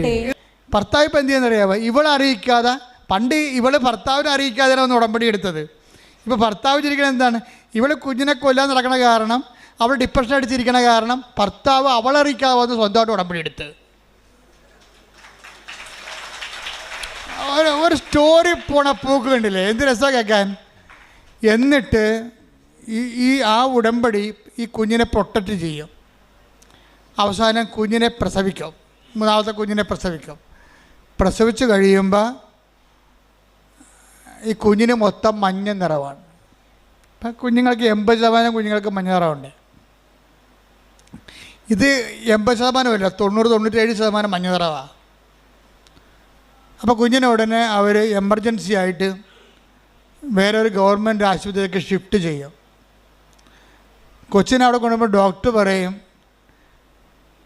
1 മിനിറ്റേ ഉള്ളു, നിങ്ങൾ എത്രയും വേഗം പോയി ബ്ലഡ് ബാങ്കിൽ നിന്ന് ബ്ലഡ് കൊണ്ടുവരണം. ഈ ബ്ലഡ് കയറ്റിയില്ലെങ്കിൽ കൊച്ചി ഇപ്പം മരിക്കുമെന്ന് പറയും. അപ്പോൾ ഈ മനുഷ്യൻ തീ പറഞ്ഞ് അവിടെ ആദ്യമായിട്ടാണ് അവിടെ ചെല്ലണത്. ആ ഗവൺമെൻറ് ആശുപത്രി കാണുന്ന ആദ്യമായിട്ട്. എവിടെയാണ് ബ്ലഡ് ബാങ്ക്? തിരിച്ച് കുഞ്ഞെ കിടക്കുന്ന തിയേറ്റർ എവിടെയാണ്? ഇതൊക്കെ എല്ലാം കൺഫ്യൂഷനാണ്. രാത്രി ഓടുകയാണ്. അപ്പോൾ ഓടുന്ന സമയത്ത് ഇവന് ബ്ലഡ് ബാങ്കിൽ നിന്ന് ബ്ലഡ് കിട്ടും. ഒരു ബ്ലഡ് കണ്ടെയ്നറിൽ ബ്ലഡ് കൊടുക്കും. ഈ ബ്ലഡും പിടിച്ചുകൊണ്ട് ഇവൻ ഓടുകയാണ്. പക്ഷേ എങ്ങോട്ട് ഓടണമെന്ന് അറിയത്തില്ല, തെക്കും വടക്കും അറിയാൻ പാടില്ല. അവിടെ ചെന്നൊരു സെക്യൂരിറ്റി ചോദിക്കുന്നത് ഈ ബ്ലഡ് എവിടെ കൊടുക്കേണ്ടതെന്ന് പറയുമ്പോൾ ബ്ലഡ് കൊടുക്കും. ഉടനെ ബ്ലഡ് കൊടുക്കുമ്പോൾ ഇവൻ്റെ ചിറ്റ തങ്കച്ചിറ്റ എന്നാണ് അവൻ പറയണത്. തങ്കച്ചിറ്റ ഇരുട്ടത്ത് കൂടി വന്നു വെച്ചും കൊന്ത കൊണ്ടുവന്ന് ഈ ബ്ലഡെ വെക്കും. കർത്താവേ ഈ രക്തം നിൻ്റെ രക്തമായി മാറട്ടെ. ഈ കാലത്ത് ആൾക്കാരുടെ വിശ്വാസം എന്ന് പറഞ്ഞാൽ എന്നാ വിശ്വാസമാണ്. തങ്കച്ചിറ്റ തടഞ്ഞെടുത്തിട്ട് പറയണേ, കർത്താവേ ഈ രക്തം നിൻ്റെ രക്തം, അവളുടെ പ്രാർത്ഥിക്കുന്ന കൊന്ത എടുത്ത് തിമ്മ വെച്ചിട്ട് രക്തത്തിൽ, കർത്താവേ ഈ രക്തം നിൻ്റെ രക്തമായി മാറട്ടെ. ഒറ്റ വാക്ക്. പിന്നെ ഇവൻ ഓടണം മുഴുവനും, കർത്താവേ നിൻ്റെ രക്തമാക്കണമേ. ഇത് കുഞ്ഞിൻ്റെ ശരീരത്തിൽ കയറുമ്പോൾ തന്നെ നിൻ്റെ രക്തമായിട്ട് കയറണമേ എന്നാണ്. അവൻ ഒരു കണക്കിന് സ്ഥലത്ത്, സെക്യൂരിറ്റി പറഞ്ഞ സ്ഥലത്ത് ചെന്ന് ചാടി ബ്ലഡ് കൊടുത്ത് ബ്ലഡ് കൊച്ചിന് കയറി. അതുപോലെ തന്നെ കൊച്ച് രക്ഷപ്പെട്ട്. അവൻ ആ സാക്ഷ്യത്തിന് അവസാനം പറയേണ്ട സംഭവമുണ്ട്. എല്ലാം ശാസ്ത്രമാകാം, പക്ഷേ ശാസ്ത്രമല്ലാത്ത കാര്യങ്ങളുണ്ട്. എന്താ കാര്യം? ഈ 1 മിനിറ്റിനുള്ളിൽ ഈ രക്തം എനിക്ക് കിട്ടിയിട്ട് ഞാൻ ഈ രക്തവും കൂടി കുഞ്ഞിൻ്റെ അടുത്ത് എത്തിയതിൽ ശാസ്ത്രമില്ല, അവിടെ ദൈവം മാത്രമേ ഉള്ളെന്ന്. അത് എനിക്ക് ഭയങ്കര ഞെട്ടിപ്പോയി. അവൻ എന്ത് കറക്റ്റായിട്ടാണ് ഞാൻ അനലൈസ് ചെയ്യണത്. 1 മിനിറ്റ് മാത്രമേ ഉള്ളെന്ന് പറഞ്ഞ സ്ഥലത്ത് ഈ രക്തം എടുത്തുകൊണ്ട് ആ 1 മിനിറ്റാണോ 2 മിനിറ്റാണോ 3 മിനിറ്റ് ആക്കേണ്ടത് ദൈവമാണ്. അവിടെ ശാസ്ത്രത്തിനൊന്നും ചെയ്യാനില്ല. ഇവിടെ കൊണ്ടുവന്ന് ഞാൻ കൊടുക്കും. ആ രക്തകത്ത് കയറുന്നവരെ ആ പറഞ്ഞ സമയത്ത് അവിടെ എത്തിക്കുന്നതിൽ ശാസ്ത്രമില്ല. അവിടെ എന്താണ്? വിശ്വാസം മാത്രമേ ഉള്ളൂ. അത് തങ്കച്ചേറ്റിയുടെ വിശ്വാസമാണ്. കർത്താവ്, ഈ രക്തത്തെ നിൻ്റെ രക്തമായി മാറ്റണമേ എന്നുള്ളത്. അത് കയറുമ്പോഴാണ് കുഞ്ഞിൻ്റെ മഞ്ഞ നിറത്തിലിരുന്ന ശരീരം മുഴുവൻ ചുവന്നുകൊണ്ട് വരും. എന്താ കാര്യം? കർത്താവ് അതിനെ ആശീർവദിച്ചു. കുഞ്ഞിൻ്റെ ജീവനെ തിരിച്ചെടുക്കുകയാണ്. നിങ്ങളുടെ ഫെയ്ത്ത് ഗ്രാഫിൽ ഒടിയൻ ഗ്രാഫിൽ ഒത്തിരി ഒടിഞ്ഞൊടിഞ്ഞ് താഴേക്ക് പോയാൽ നിങ്ങൾ തോറ്റെന്നതിൻ്റെ അർത്ഥം. ഇടയ്ക്കൊക്കെ തിരിച്ച് ഒടിയാം, സ്വാഭാവികമാണ്. പക്ഷേ ഫെയ്ത്ത് ഗ്രാഫ് എപ്പോഴും വളരണമാണ്. വിശ്വാസത്തിൽ വളരുന്നില്ലെങ്കിൽ വിശ്വാസത്തിൽ തളരുന്നതാണ് അതിൻ്റെ കൗണ്ടെന്ന് പറയണത്. അതുകൊണ്ട് ആവശ്യമില്ലാതെ നിങ്ങളുടെ സൗകര്യം നോക്കിയിട്ട് മറ്റവരെന്ത് പറയും, വീട്ടുകാരെന്ത് പറയും, കൂട്ടുകാരെന്ത് പറയും, പാർട്ടിക്കാരെന്ത് പറയും, ഒരു മനുഷ്യൻ നോക്കരുത്. നിൻ്റെ കർത്താവ് എന്ത് പറയുന്നു അതനുസരിച്ച് ചെയ്യാനാണ് നീ ഉടമ്പടി എടുത്തിരിക്കുന്നത്. അത് നിന്നെ ഉയർത്തുകയും നിലനിർത്തുകയും ചെയ്യും. കാര്യം, അവൻ്റെ നാമം എല്ലാ നാമങ്ങളെക്കാൾ ഉന്നതമായ നാമം. അവൻ്റെ നാമത്തിന് അറിയാത്തവർ അറിയിക്കാനും അറിഞ്ഞവരെ ആഴപ്പെടുത്താനും വേണ്ടി അഭിഷേകം മേടിച്ച ആളാണ് നീ എന്നുള്ള ബോധ്യം. ആ ബോധ്യം നിന്നെ ഊട്ടി ഉറപ്പിക്കാൻ വേണ്ടി ഇടയ്ക്കിടയ്ക്ക് കൊച്ചു കൊച്ചു പ്രശ്നങ്ങളുണ്ടാകും. അതെല്ലാം പ്രാർത്ഥനയും വിശ്വാസം കൈകാര്യം ചെയ്യാൻ കർത്താവ് നിന്നെ അനുഗ്രഹിക്കട്ടെ. ശ്രുതികട്ടെ.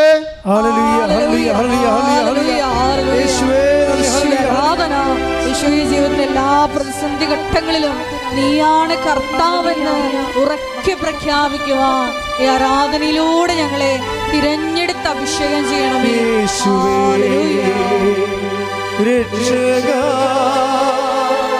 കർത്താവേ, നാഥനേ, യേശുവേ, രക്ഷക, കർത്താവേ, നാഥനേ. രോഗസൗഖ്യ പ്രാർത്ഥനയുടെ സമയമാണ്.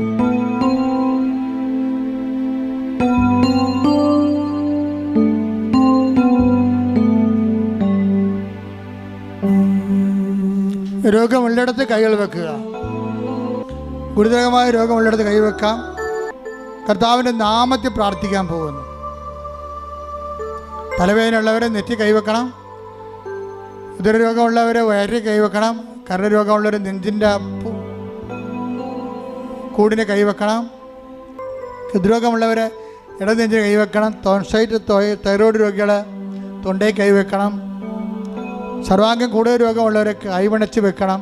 മൊത്തം കർത്താവിന് ശരീരം ഉച്ചയോടെ ഉള്ളംകാരം വരെ ഏൽപ്പിക്കണം. ഇടിമുഴക്കം പോലെ ശ്രുതികട്ടെ. കർത്താവേ, നിന്റെ ഉന്നതമായ നാമത്തിന് സ്വന്തം ചെയ്യുന്ന ഓൺലൈനിലുള്ളവരും പ്രാർത്ഥിക്കട്ടെ. ഓൺലൈനിലുള്ളവരും പ്രാർത്ഥിക്കട്ടെ. ശരീരരോഗങ്ങളുള്ളിടത്ത് കൈവച്ചുകൊണ്ട് പ്രാർത്ഥിക്കട്ടെ. 38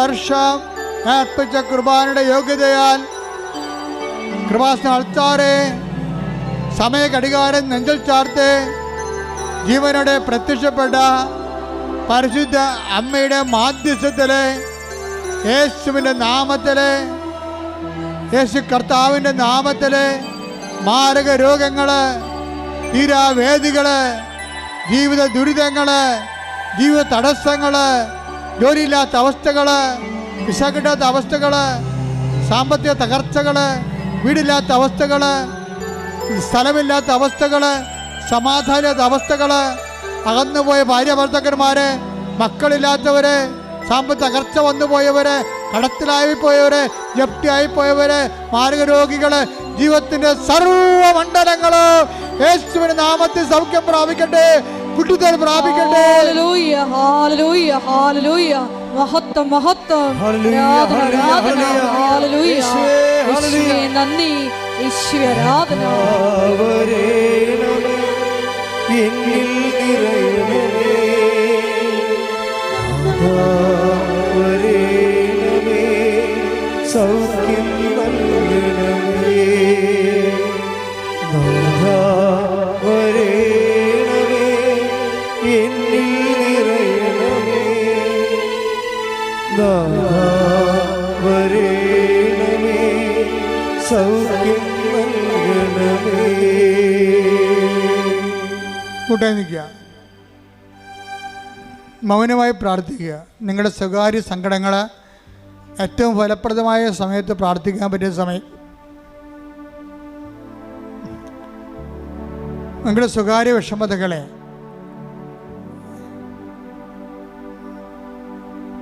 ഏറ്റവും ഫലപ്രദമായി പ്രാർത്ഥിക്കാൻ പറ്റിയ സമയമാണ് ഈ ആരാധന സമയം. അമ്മയുടെ മധ്യസ്ഥതയിൽ നിങ്ങളുടെ സങ്കടങ്ങളെ, രോഗങ്ങളെ, തടസ്സങ്ങളെ പരിശുദ്ധ അമ്മയ്ക്ക് ഏൽപ്പിക്കുക, ഡേറ്റിട്ട് ഏൽപ്പിക്കുക.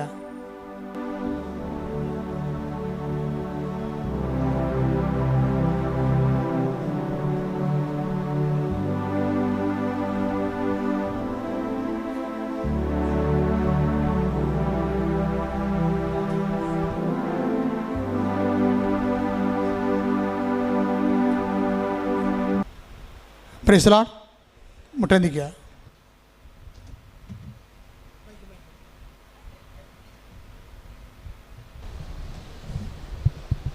ഒരിക്കൽ കൂടി മരിയൻ ഉടമ്പടിയിൽ സമർപ്പിച്ചിരിക്കുന്ന എല്ലാ വിഷയങ്ങളും ദൈവമാതാവിൻ്റെ മധ്യസ്ഥയിൽ ദിവ്യകാരുണ്യ സന്നിധിയിൽ സമർപ്പിച്ച് ഒരു നിമിഷം നമുക്ക് മൗനമായിട്ട് പ്രാർത്ഥിക്കാം.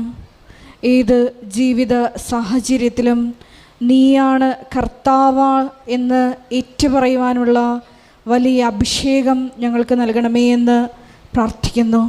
ഈശോയെ, ജീവിതത്തിൻ്റെ വിവിധ ദുരന്ത മുഖങ്ങളിലൂടെ കടന്നു പോകുമ്പോൾ ഈശോ അത് നിന്നെ അന്വേഷിച്ച് കണ്ടെത്താനുള്ള ഒരു മാർഗമാണെന്ന് അത് വിവേചിച്ചറിയുവാൻ ഈ ആരാധനയിലൂടെ ഞങ്ങളെ തിരഞ്ഞെടുത്ത് അഭിഷേകം ചെയ്യണമേ എന്ന് പ്രാർത്ഥിച്ചുകൊണ്ട് ശിരസ്സ് നമിച്ച് നമുക്ക് ദിവ്യകാരുണ്യനാഥൻ്റെ ആശീർവാദം സ്വീകരിക്കാം.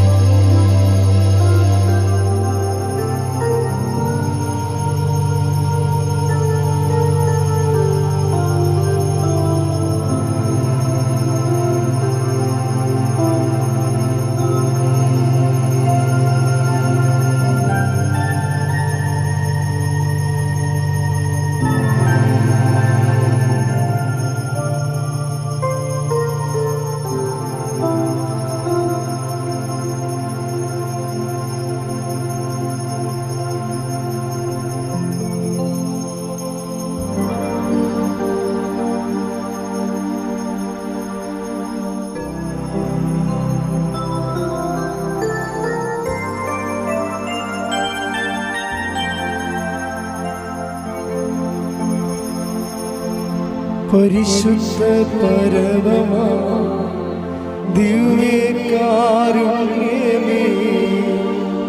എന്നുമെന്നും അങ്ങേയ്ക്കാരാധന.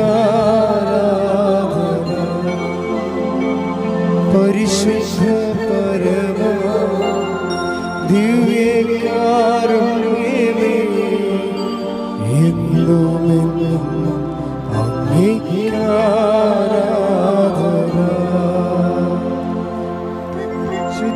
പരമമാ ദിവ്യകാരുണ്യമേ, എന്നുമെന്നും അങ്ങേയ്ക്കാരാധന.